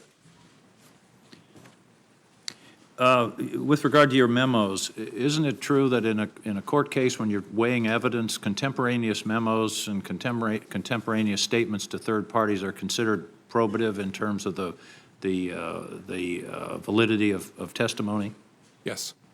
Thank you. Thank you, Mr. Chairman. Senator Cotton, or excuse me, Senator Langford. Well, Director Comey, good to see you again. You too. We've had multiple opportunities to be able to visit, as everyone on this dais has, and I appreciate you and your service and what you have done for the nation for a long time, what you've continued to do. I've told you before, in the heat of last year, when we had the opportunity to visit personally, that I pray for you and for your family, because you do carry a tremendous amount of stress, and that is still true today. Thank you. Let me walk through a couple of things with you. Your notes are obviously exceptionally important because they give a very rapid account of what you wrote down and what you perceived happened in those different meetings. Have you had the opportunity to be able to reference those notes when you were preparing the written statement that you put for us today? Yes. Yes. I think nearly all of my written recordings of my conversations, I had a chance to review them before filing my statement. Do you have a copy of any of those notes personally? I don't. I turned them over to Bob Mueller's investigators. The individual that you told about your memos that then was sent on to the New York Times, did they have a copy of those memos, or were they told orally of those memos? Had a copy. I had a copy at the time. Do they still have a copy of those memos? It's a good question. I think so. I guess I can't say for sure sitting here, but I guess I don't know, but I think so. So the question is, could you ask them to hand that copy right back to you so you could hand them over to this committee? Potentially. I would like to move that from potential to see if we can ask that question so we can have a copy of those. Obviously, those notes are exceptionally important to us to be able to go through the process so we can continue to get to the facts as we see it. As you know, the written documents are exceptionally important. Yeah. Are there other documents that we need to be aware of that you used in your preparation for your written statement that we should also have that would assist us in helping with this? Not that I'm aware of, no. Past the February the 14th meeting, which is a very important meeting, obviously, as we discuss the conversations here about Michael Flynn. When the president asked you about he hopes that you would let this go, and the conversation back and forth about being a good guy, after that time, did the president ever bring up anything about Michael Flynn again to you? You had multiple other conversations you have documented with the president. No, I don't remember him ever bringing it up again. Did any member of the White House staff ever come to you and talk to you about letting go of the Michael Flynn case or dropping it or anything referring to that? No, nope, Did the Director of National Intelligence come to you and talk to you about that? no, Did anyone from the Attorney General's office, the Department of Justice, ask you about that? no, Did the head of NSA talk to you about that? no. The key aspect here is if this seems to be something the president's trying to get you to drop it, this seems like a pretty light touch to drop it, to bring it up at that moment, the day after he had just fired Flynn, to come back in and say, I hope we can let this go, but then it never reappears again. Did it slow down your investigation or any investigation that may or may not be occurring with Michael Flynn? No, although I don't know there are any manifestations, outward manifestations of the investigation between February 14th and when I was fired. So I don't know that the president would have any way of knowing whether it was effective or not. Okay, that's fair enough. If the president wanted to stop an investigation, how would he do that? Knowing it's an ongoing criminal investigation or counterintelligence investigation, would that be a matter of trying to go to you perceive, and to say you make it stop because he doesn't have the authority to stop? Or how would the president make an ongoing investigation stop? Again, I'm not a legal scholar, so smarter people answer this better, but I think as a legal matter, the president is the head of the executive branch and could direct, in theory, we have important norms against this, but direct that anybody be investigated or anybody not be investigated. I think he has the legal authority, because all of us ultimately report in the executive branch up to the president. Okay. Would that be to you? Would that be to the Attorney General? Would that be to who that would do that? Suppose he could do it to, if he wanted to issue a direct order, could do it in any way. Could do it through the Attorney General or issue it directly to me. Well, is there any question that the president is not real fond of this investigation? I can think of multiple 140-word character expressions that he's done publicly to express he's not fond of the investigations. I've heard you share before in this conversation that you're trying to keep the agents that are working on it away from any comment the president might have made. Quite frankly, the president has informed around 6 billion people that he's not real fond of this investigation. Do you think there's a difference in that? Yes. Okay. I think there's a big difference in kicking superior officers out of the Oval Office, looking the FBI director in the eye and saying, I hope you'll let this go. I think if the agents, as good as they are, heard the President of the United States did that, That's you. there's a real risk of a chilling effect on their work. That's why we kept it so tight. Okay. You had mentioned before about some news stories and news accounts. Without having to go into all the names and the specific times and to be able to dip into all that, have there been news accounts about the Russia investigation, about collusion, about this whole event, or accusations that, as you read the story, you were stunned about how wrong they got the facts? Yes, there have been many, many stories purportedly based on classified information about, well, about lots of stuff, but especially about Russia, that are just dead wrong. I was interested in your comment that you made as well, that the president said to you, if there were some satellite associates of his that did something wrong, it would be good to find that out. That the president seemed to talk to you specifically on March the 30th and say, I'm frustrated that the word is not getting out that I'm not under investigation, but if there are people that are in my circle that are, let's finish the investigation. Is that how you took it as well? Yes, sir. Yes. And then you made a comment earlier about the Attorney General, previous Attorney General, asking you about the investigation on the Clinton emails, saying that you've been asked not to call it an investigation anymore, but to call it a matter. And you had said that confused you. Can you give us additional details on that? Well, it concerned me because we were at the point where we had refused to confirm the existence, as we typically do, of an investigation for months. And it was getting to a place where that looked silly because the campaigns were talking about interacting with the FBI in the course of our work. The Clinton campaign at the time was using all kinds of euphemisms, security review, matters, things like that for what was going on. We were getting to a place where the Attorney General and I were both going to have to testify and talk publicly about it. And I wanted to know, was she going to authorize us to confirm we had an investigation? And she said, yes, but don't call it that, call it a matter. And I said, why would I do that? And she said, just call it a matter. And again, you look back in hindsight, you think, should I have resisted harder? I just said, all right, this isn't a hill worth dying on. And so I just said, okay, the press is going to completely ignore it. And that's what happened. When I said, we have opened a matter, they all reported the FBI has an investigation open. And so that concerned me because that language tracked the way the campaign was talking about the FBI's work, and that's concerning. It gave the impression that the campaign was somehow using the same language as the FBI because you were handed the campaign language and told to be able to use the campaign language. Whether, and again, I don't know whether it was intentional or not, but it gave the impression that the Attorney General was looking to align the way we talked about our work with the way a political campaign was describing the same activity, which was inaccurate. We had a criminal investigation open. As I said before, the Federal Bureau of Investigation. We had an investigation open at the time, and so that gave me a queasy feeling. Thank you. Senator Manchin. Thank you, Mr. Chairman. Thank you, Mr. Comey. I appreciate very much you being here. West Virginians are very interested in this hearing that we're having today. I've had over 600 requests for questions to ask you from my fellow West Virginians, and most of them have been asked. And there's quite a few of them that were quite detailed while asking our classified hearing. I want to thank you, first of all, for coming and agreeing to be here, volunteering, but also volunteering to stay into the classified hearing. I don't know if you had a chance to watch our hearing yesterday. I watched part of it, yes, sir. And it was quite troubling. My colleagues here had some very pointed questions they wanted answers to. They weren't classified. They could have answered in this open setting. They refused to do so. So that even makes us much more appreciative of your cooperation. Sir, the seriousness of the Russian aggressions in our past elections, and knowing that it'll be ongoing, as Senator King had alluded to, what's your concerns there? I mean, what should the American public understand? People said, well, why are we worried about this? Why make such a big deal out of this Russian investigation? Can you tell me what your thoughts would be? Sir. And then the final thing is on this same topic. Did the president ever show any concern or interest or curiosity about what the Russians were doing? Thank you, Senator. As I said earlier, I don't remember any conversations with the president about the Russia election interference. Did he ever ask you any questions concerning this? Well, there was an initial briefing of our findings, and I think there was conversation there. I don't remember it exactly, where he asked questions about what we had found and what our sources were and what our confidence level was.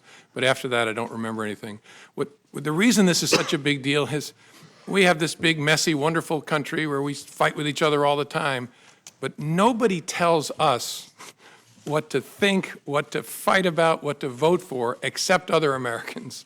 And that's wonderful and often painful. But we're talking about a foreign government that, using technical intrusion and lots of other methods, tried to shape the way we think, we vote, we act. That is a big deal. And people need to recognize it. It's not about Republicans or Democrats. They're coming after America, which I hope we all love equally.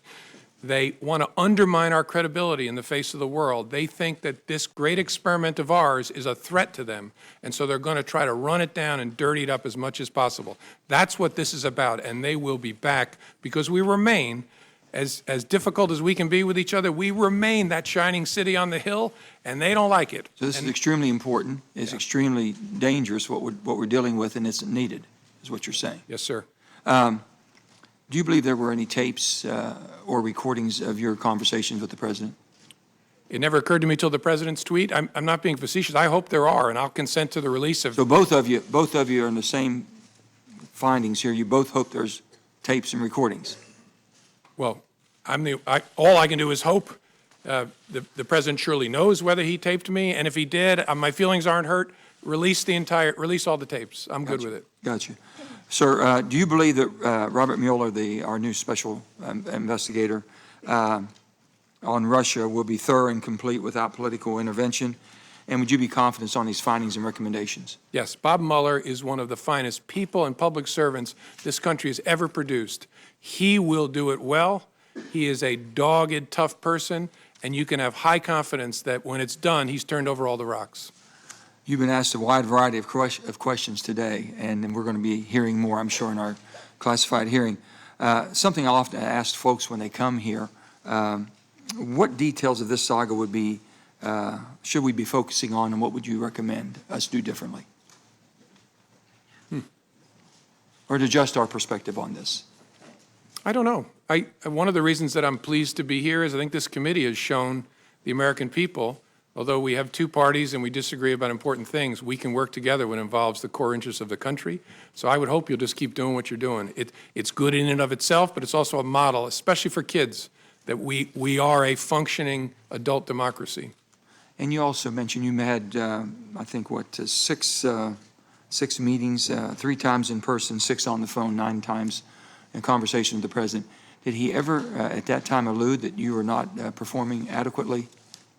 Ever indicate that at all? Oh, no, in fact, the contrary, quite often. Yeah, he called me one day. I was about to get on a helicopter.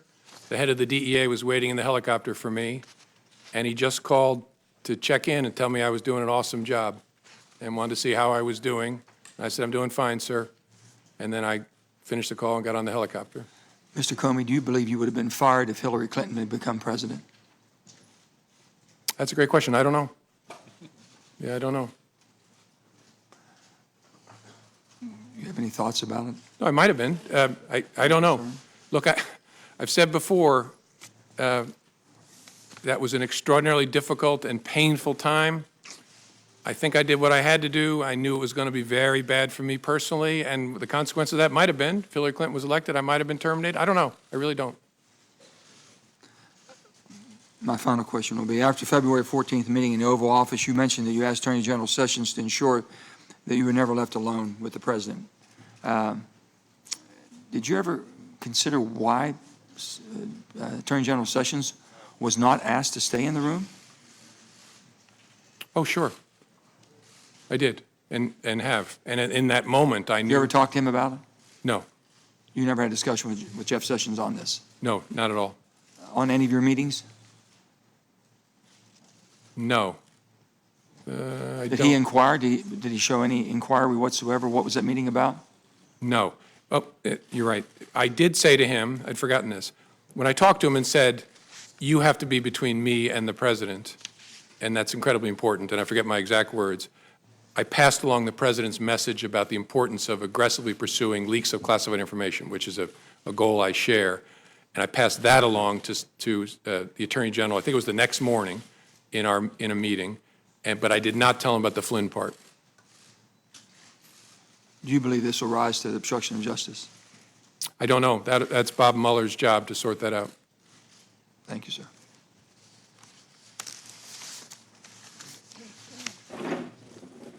Mr. Chairman. Senator Cotton.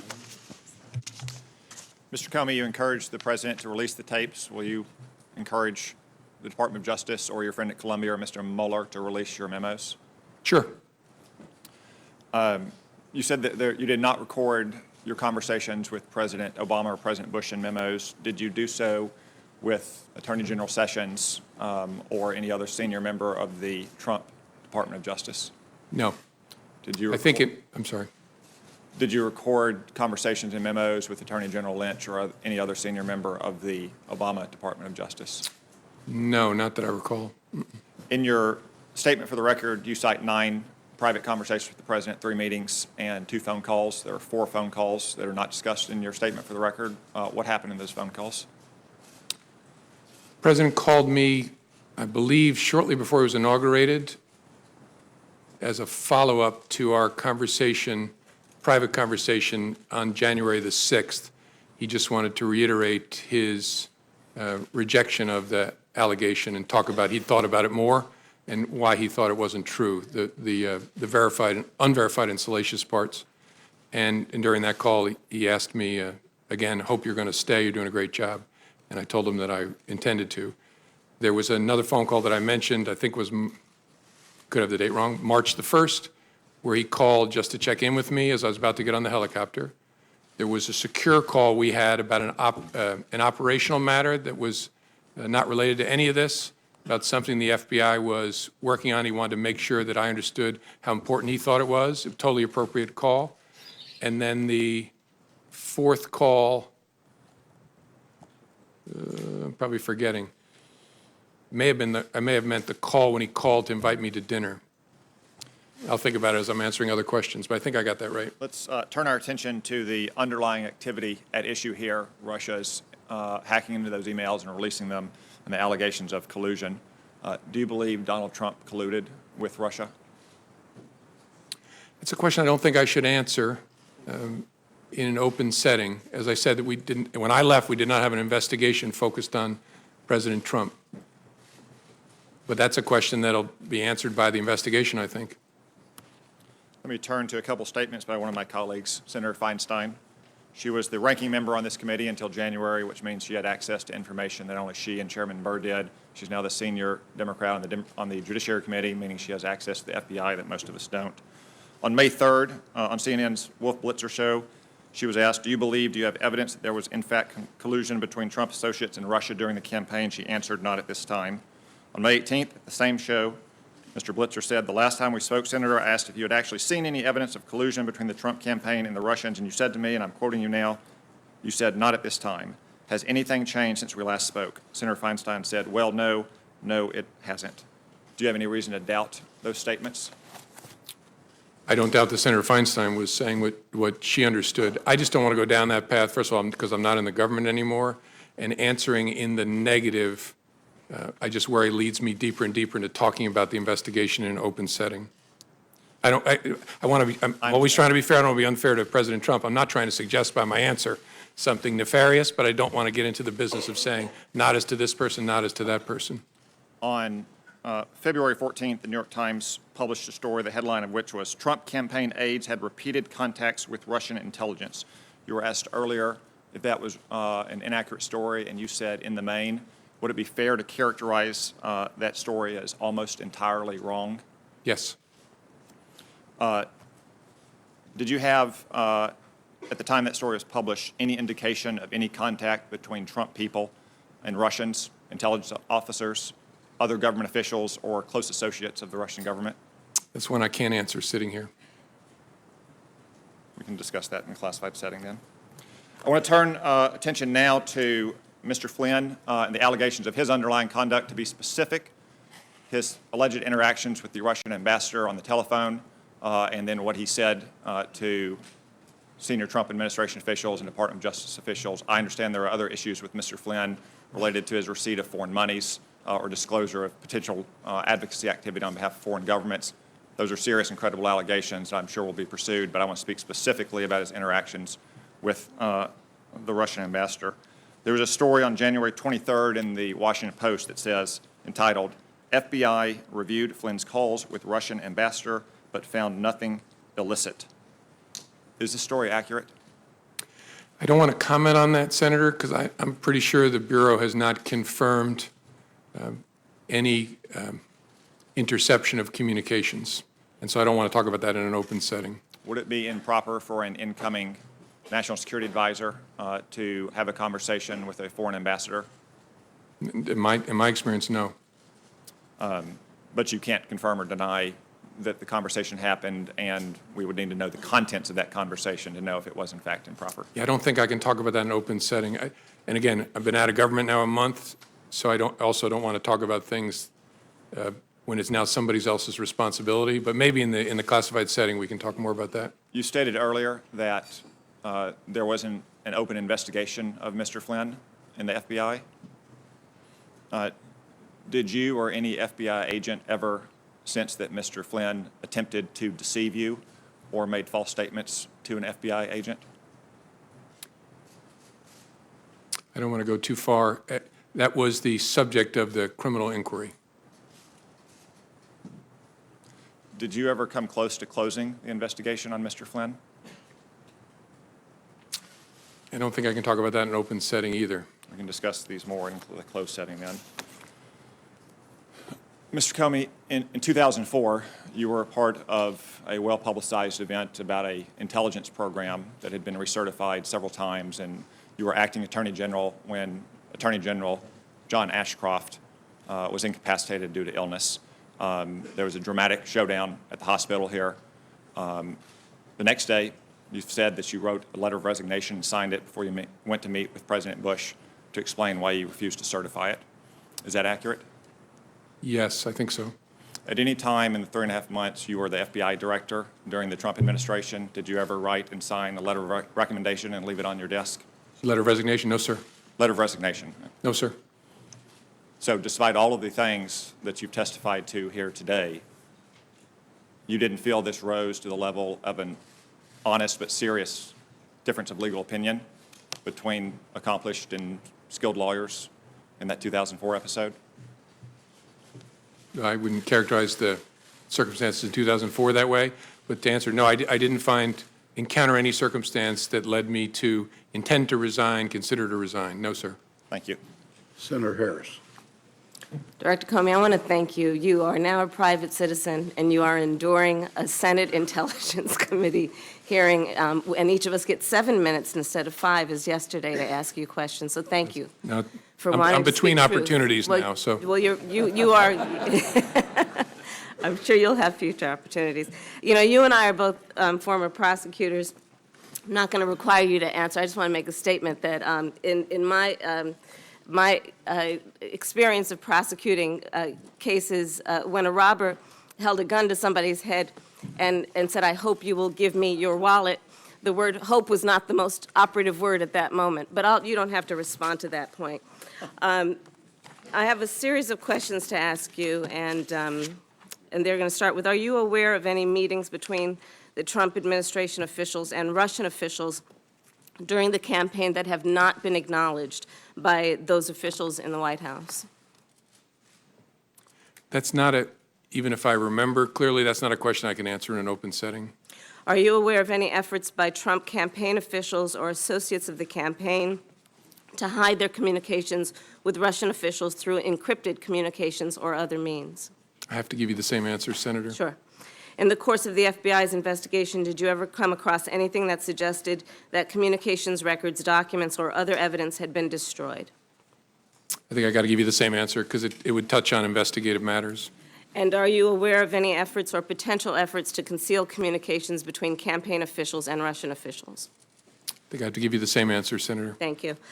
As a former Attorney General, I have a series of questions about your connection with the Attorney General during the course of your tenure as Director. What is your understanding of the parameters of General Sessions' recusal from the Russia investigation?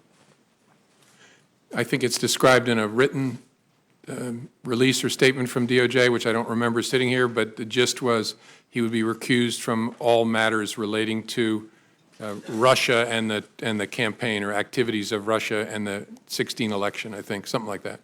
So is your knowledge of the extent of his recusal based on the public statements he's made? Or Correct. Okay. So was there any kind of memorandum issued from the Attorney General or the Department of Justice to the FBI outlining the parameters of his recusal? Not that I'm aware of. And do you know if he reviewed any FBI or DOJ documents pertaining to the investigation before he was recused? I don't know. And after he was recused? I'm assuming it's the same answer. Same answer. And aside from any notice or memorandum that was not sent or was, what mechanism or processes were in place to ensure that the Attorney General would not have any connection with the investigation, to your knowledge? I don't know for sure. I know that he had consulted with career ethics officials that know how to run a recusal at DOJ, but I don't know what mechanism they set up. And the Attorney General recused himself from the investigation, but do you believe it was appropriate for him to be involved in the firing of the chief investigator of that case, of that Russia interference? That's something I can't answer sitting here. It's a reasonable question, but that would depend on a lot of things I don't know, like what did he know, what was he told, did he realize that the president was doing it because of the Russia investigation, things like that. I just don't know the answer. You've mentioned in your written testimony in here that the president essentially asked you for a loyalty pledge. Are you aware of him making the same request of any other members of the cabinet? I am not. Do you know one way or another what he... I don't know one way or another. I've never heard anything about it. And you mentioned that you had the conversation where he hoped that you would let the Flynn matter go on February 14th or thereabouts. It's my understanding that Mr. Sessions was recused from any involvement in the investigation about a full 2 weeks later. To your knowledge, was the Attorney General, did he have access to information about the investigation in those interim 2 weeks? In theory, sure, because he's the Attorney General, I don't know whether he had any contact with any materials related to that. To your knowledge, was there any directive that he should not have any contact with any information about the Russian investigation between the February 14th date and the day he was ultimately recused or recused himself on March 2nd? Not to my knowledge. I don't know one way or another. And did you speak to the Attorney General about the Russia investigation before his recusal? I don't think so, no. Do you know if anyone in the department, in the FBI, forwarded any documents or information or memos of any sort to the attention of the Attorney General before his recusal? I don't know of any or remember any sitting here. It's possible, but I don't remember any. Do you know if the Attorney General was involved, in fact involved, in any aspect of the Russia investigation after his recusal on the 2nd of March? I don't. I would assume not, but I don't, well, let me say it this way. I don't know of any information that would lead me to believe he did something to touch the Russia investigation after the recusal. In your written testimony, you indicate that after you were left alone with the President, you mentioned that it was inappropriate and should never happen again to the Attorney General. And apparently, he did not reply, and you write that he did not reply.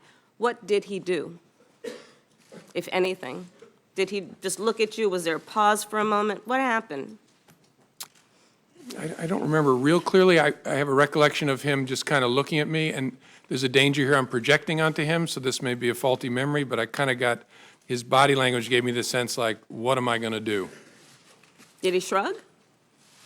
I don't remember clearly. I think the reason I have that impression is I have some recollection of almost imperceptible, like, what am I going to do? But I don't have a clear recollection of that. He didn't say anything. And on that same February 14th meeting, you said you understood the President to be requesting that you drop the investigation. After that meeting, however, you received 2 calls from the President, March 30th and April 11th, where the President talked about a cloud over his presidency. Has anything you've learned in the months since your February 14th meeting changed your understanding of the President's request? I guess it would be what he has said in public documents or public interviews? Correct. Okay. And is there anything about this investigation that you believe is in any way biased or is not being informed by a process of seeking the truth? No. The appointment of a special counsel should offer great, especially given who that person is, great comfort to Americans, no matter what your political affiliation is, that this will be done independently, competently, and honestly. And do you believe that he should have full authority, Mr. Mueller, to be able to pursue that investigation? Yes, and knowing him well over the years, if there's something that he thinks he needs, he will speak up about it. Do you believe he should have full independence? Oh, yeah. And he wouldn't be part of it if he wasn't going to get full independence. Thank you. Senator Cornyn. Thank you, Mr. Chairman. Mr. Comey, I'll repeat what I've said at previous hearings, that I believe you're a good and decent man who's been dealt a very difficult hand, starting back with the Clinton email investigation. And I appreciate your willingness to appear here today voluntarily and answer our questions and cooperate with our investigation. As a general matter, if an FBI agent has reason to believe that a crime has been committed, do they have a duty to report it? That's a good question. I don't know that there's a legal duty to report it. They certainly have a cultural, ethical duty to report it. You're unsure whether they would have a legal duty? Yeah, that's a good question. I've not thought about it before. I don't know where the legal, there's a statute that prohibits misprision of a felony, knowing of a felony, and taking steps to conceal it, but this is a different question. And so look, let me be clear. I would expect any FBI agent who has information about a crime being committed to report it. Me too. But where you rest that obligation, I don't know. It exists. And let me ask you as a general proposition, if you're trying to make an investigation go away, is firing an FBI director a good way to make that happen? By that, I mean... Yeah, it doesn't make a lot of sense to me, but I'm obviously hopelessly biased, given that I was the one fired. I understand it's personal. No, given the nature of the FBI, I meant what I said. There's no indispensable people in the world, including at the FBI, that there's lots of bad things about me not being at the FBI. Most of them are for me, but the work's going to go on as before. So nothing that's happened that you've testified to here today has impeded the investigation of the FBI or Director Mueller's commitment to get to the bottom of this from the standpoint of the FBI and the Department of Justice. Would you agree with that? Correct. Especially the appointment of former Director Mueller is a critical part of that equation. Let me take you back to the Clinton email investigation. I think you've been cast as a hero or a villain, depending on the whose political ox is being gored at many different times during the course of the Clinton email investigation, even now perhaps. But you clearly were troubled by the conduct of the sitting Attorney General, Loretta Lynch, when it came to the Clinton email investigation. You mentioned the characterization that you'd been asked to accept that this was a matter and not a criminal investigation, which you said it was. There was the matter of President Clinton's meeting on the tarmac with the sitting Attorney General at a time when his wife was subject to a criminal investigation, and you suggested that perhaps there are other matters that you may be able to share with us later on in a classified setting. But it seems to me that you clearly believe that Loretta Lynch, the Attorney General, had an appearance of a conflict of interest on the Clinton email investigation. Is that correct? I think that's fair. I didn't believe she could credibly decline that investigation, at least not without grievous damage to the Department of Justice and to the FBI. And under Department of Justice and FBI norms, wouldn't it have been appropriate for the Attorney General, or if she had recused herself, which she did not do, for the Deputy Attorney General to appoint a special counsel? That's essentially what's happened now with Director Mueller. Would that have been an appropriate step in the Clinton email investigation, in your opinion? Certainly a possible step, yes, sir. And were you aware that Ms. Lynch had been requested numerous times to appoint a special counsel and had refused? Yes, I think members of Congress had repeatedly asked, yes, sir. Yours truly did on multiple occasions.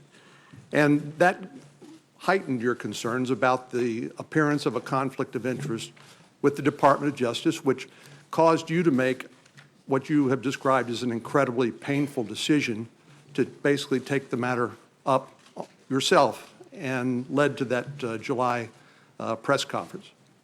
Yes, sir. After the former President Clinton, met on the plane with the Attorney General, I considered whether I should call for the appointment of a special counsel, and I decided that that would be an unfair thing to do because I knew there was no case there. We had investigated it very, very thoroughly. I know this is a subject of passionate disagreement, but I knew there was no case there, and calling for the appointment of special counsel would be brutally unfair because it would send the message, aha, there's something here. That was my judgment. Again, lots of people have different views of it, but that's how I thought about it. Well, if a special counsel had been appointed, they could have made that determination that there was nothing there and declined to pursue it, right?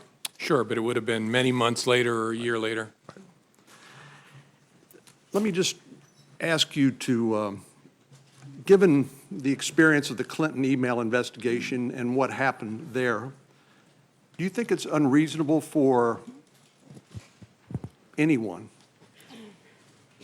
any president, who has been assured on multiple occasions that he's not the subject of an FBI investigation, do you think it's unreasonable for them to want the FBI director to publicly announce that so that this cloud over his administration would be removed?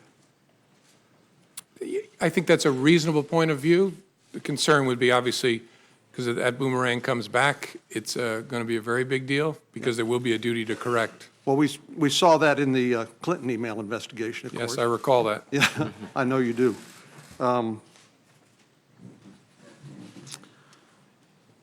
So let me ask you finally in the minute that we have left, there was this conversation back and forth about loyalty, and I think we all appreciate the fact that an FBI director is a unique public official in the sense that he's a political appointee in one sense, but he has a duty of independence to pursue the law pursuant to the constitutional laws of the United States. And so when the president asked you about loyalty, you got in this back and forth about, well, I'll pledge you my honesty. And then it looks like, from what I've read, you agreed upon honest loyalty or something like that. Is that the characterization? Yes. Thank you very much. Thank you, sir. Senator Reid. Thank you, Mr. Chairman. Thank you, Director Comey.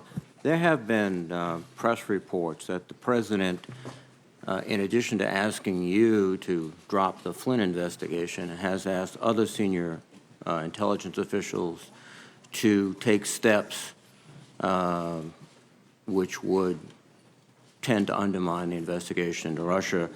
There's been reports that he's asked DNI Coates and Admiral Rogers to make public statements exonerating him or taking the pressure off him, and also reports about Admiral Rogers and Director Pompeo to intervene and reach out to the FBI and ask them. Are you aware of any of these, or do you have any information with respect to any of these allegations? I don't. I'm aware of the public reporting, but I had no contact, no conversation with any of those leaders about that subject. Thank you. You have testified that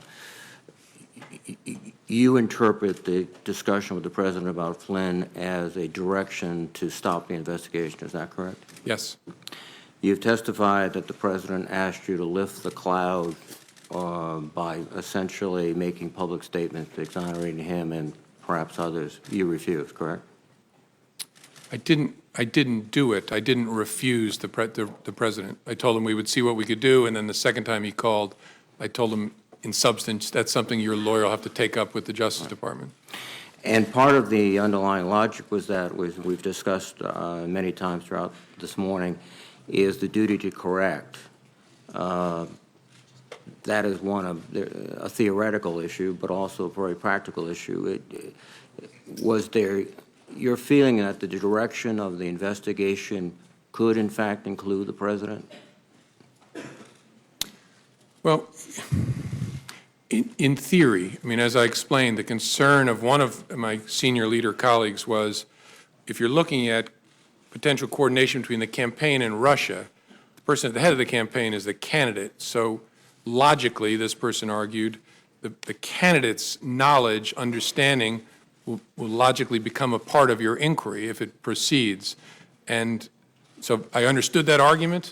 My view was that what I said to the President was accurate and fair to him. I resisted the idea of publicly saying it, although if the Justice Department had wanted to, that I would have done it, because of the duty to correct and the slippery slope problem. And again, also, you've testified that the President asked you repeatedly to be loyal to him, and you responded you would be honestly loyal, which is, I think, your way of saying, I'll be honest and I'll be the head of the FBI and independent. Is that fair? Correct. I tried honest first, and also, I mean, you see it in my testimony, I also tried to explain to him why it's in his interest and every president's interest for the FBI to be apart in a way, because its credibility is important to a president and to the country. And so I tried to hold the line. It got very awkward, and I then said, you'll always have honesty from me. He said honest loyalty, and then I acceded to that as a way to end this awkwardness. At the culmination of all these events, you're summarily fired without any explanation or anything else. Well, there was an explanation. I just don't buy it. Well, yes. So you're fired. So do you believe that you were fired because you refused to take the President's direction? Is that the ultimate reason? I don't know for sure. I know I was fired. Again, I take the President's words. I know I was fired because of something about the way I was conducting the Russia investigation was in some way putting pressure on him, in some way irritating him, and he decided to fire me because of that. Now, I can't go farther than that. The Russian investigation, as you have pointed out, and as all my colleagues have reflected, is one of the most serious hostile acts against this country in our history, undermining the very core of our democracy and our elections. It is not a discrete event. It will likely occur. It's probably being prepared now for 18 and 20 and beyond. And yet, the President of the United States fires you because, in your own words, some relation to this investigation. And then he shows up in the Oval Office with the Russian foreign minister, first after classifying you as crazy and a real nut job, which I think you've effectively disproved this morning. He said, I face great pressure because of Russia. That's taken off. Your conclusion would be that the President, I would think, is downplaying the seriousness of this threat. In fact, took specific steps to stop a thorough investigation of the Russian influence, and also, from what you've said or what was been said this morning, doesn't seem to be particularly interested in these hostile threats by the Russians. Is that fair? I don't know that I can agree to that level of detail. There's no doubt that it's a fair judgment, it's my judgment, that I was fired because of the Russia investigation. I was fired in some way to change, or the endeavor was to change the way the Russia investigation was being conducted. That is a very big deal, and not just because it involves me. The nature of the FBI and the nature of its work requires that it not be the subject of political consideration. And then on top of that, you have the Russia investigation itself is vital because of the threat. And I know I should have said this earlier, but it's obvious. If any Americans were part of helping the Russians do that to us, that is a very big deal. And I'm confident that if that is the case, Director Mueller will find that evidence. Finally, the President tweeted that James Comey better hope that there are no tapes of our conversation before he starts leaking to the press. Was that a rather unsubtle attempt to intimidate you from testifying and intimidate anyone else who seriously crosses his path of not doing it? I'm not going to sit here and try to interpret the President's tweets. To me, its major impact was, as I said, occurred to me in the middle of the night. Holy cow, there might be tapes. And if there are tapes, it's not just my word against his on the direction to get rid of the Flynn investigation. Thank you very much. Senator McCain. In the case of Hillary Clinton, you made the statement that there wasn't sufficient evidence to bring a suit against her, although it had been very careless in their behavior. But you did reach a conclusion in that case that it was not necessary to further pursue her. Yet at the same time, in the case of Mr. Comey, you said that there was not enough information to make a conclusion. Tell me the difference between your conclusion as far as former Secretary Clinton is concerned and Mr. Trump.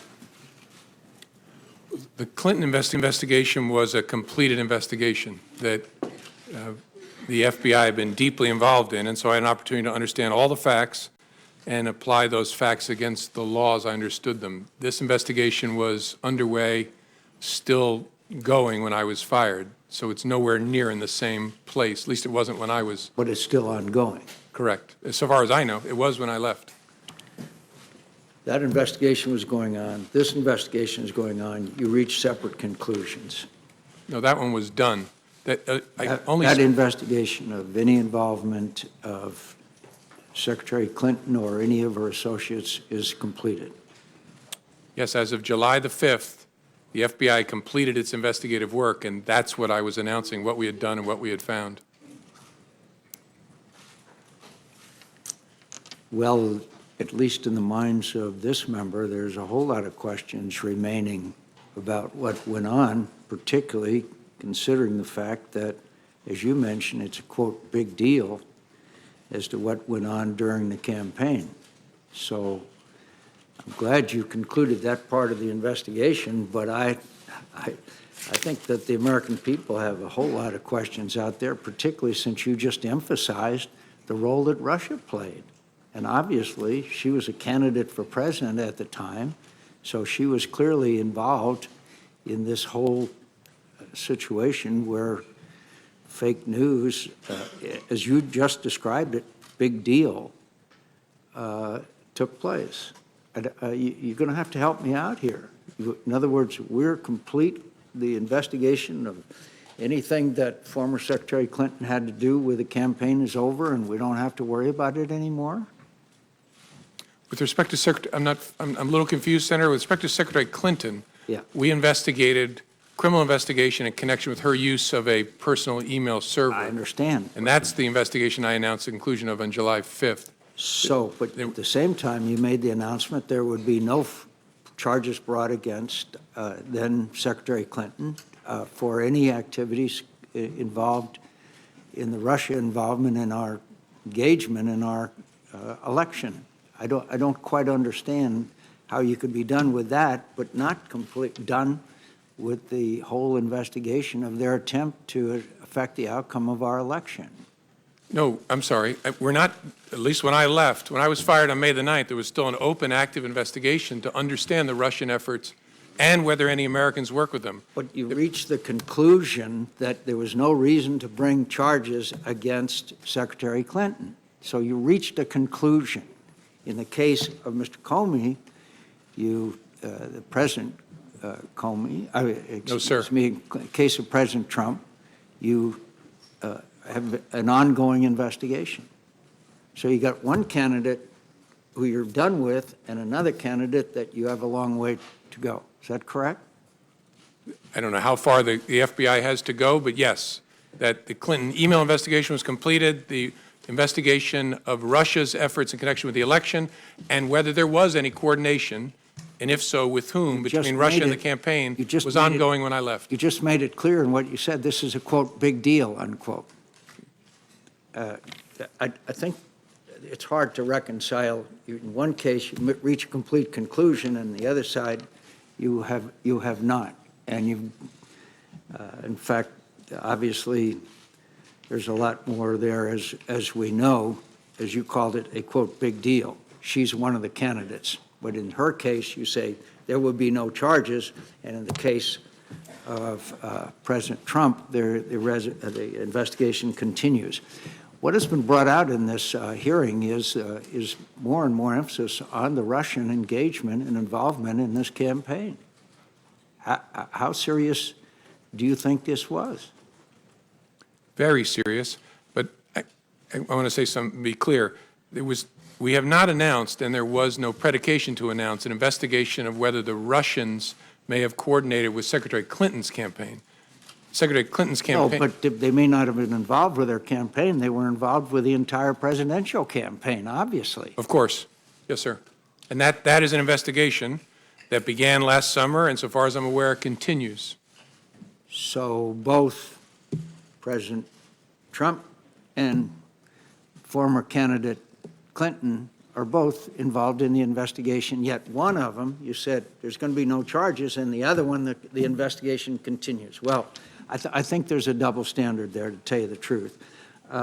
Then when the president said to you, you talked about the April 11th phone call, and he said, quote, because I've been very loyal to you, very loyal. We had that thing, you know. Did that arouse your curiosity as what, quote, that thing was? Yes. Why didn't you ask him? It didn't seem to me to be important for the conversation we were having to understand it. I took it to be an effort to communicate to me that there is a relationship between us where I've been good to you, you should be good to me. Yeah, but I think it would intensely arouse my curiosity if the President of the United States said, we had that thing, you know. I'd like to know what the hell that thing is, particularly if I'm the director of the FBI. Yeah, I get that, Senator. Honestly, I'll tell you what, this is speculation, but what I concluded at the time is in his memory he was searching back to our encounter at the dinner and was preparing himself to say, I offered loyalty to you, you promised loyalty to me, and all of a sudden his memory showed him that did not happen, and I think he pulled up short. That's just a guess, but I've a lot of conversations with humans over the years. I think I would have had some curiosity if it had been about me, to be honest with you. So are you aware anything that would believe you to believe that the president or the members of the administration or members of the campaign could potentially be used to coerce or blackmail the administration? That's a subject for investigations, not something I can comment on sitting here. But you reached that conclusion as far as Secretary Clinton was concerned.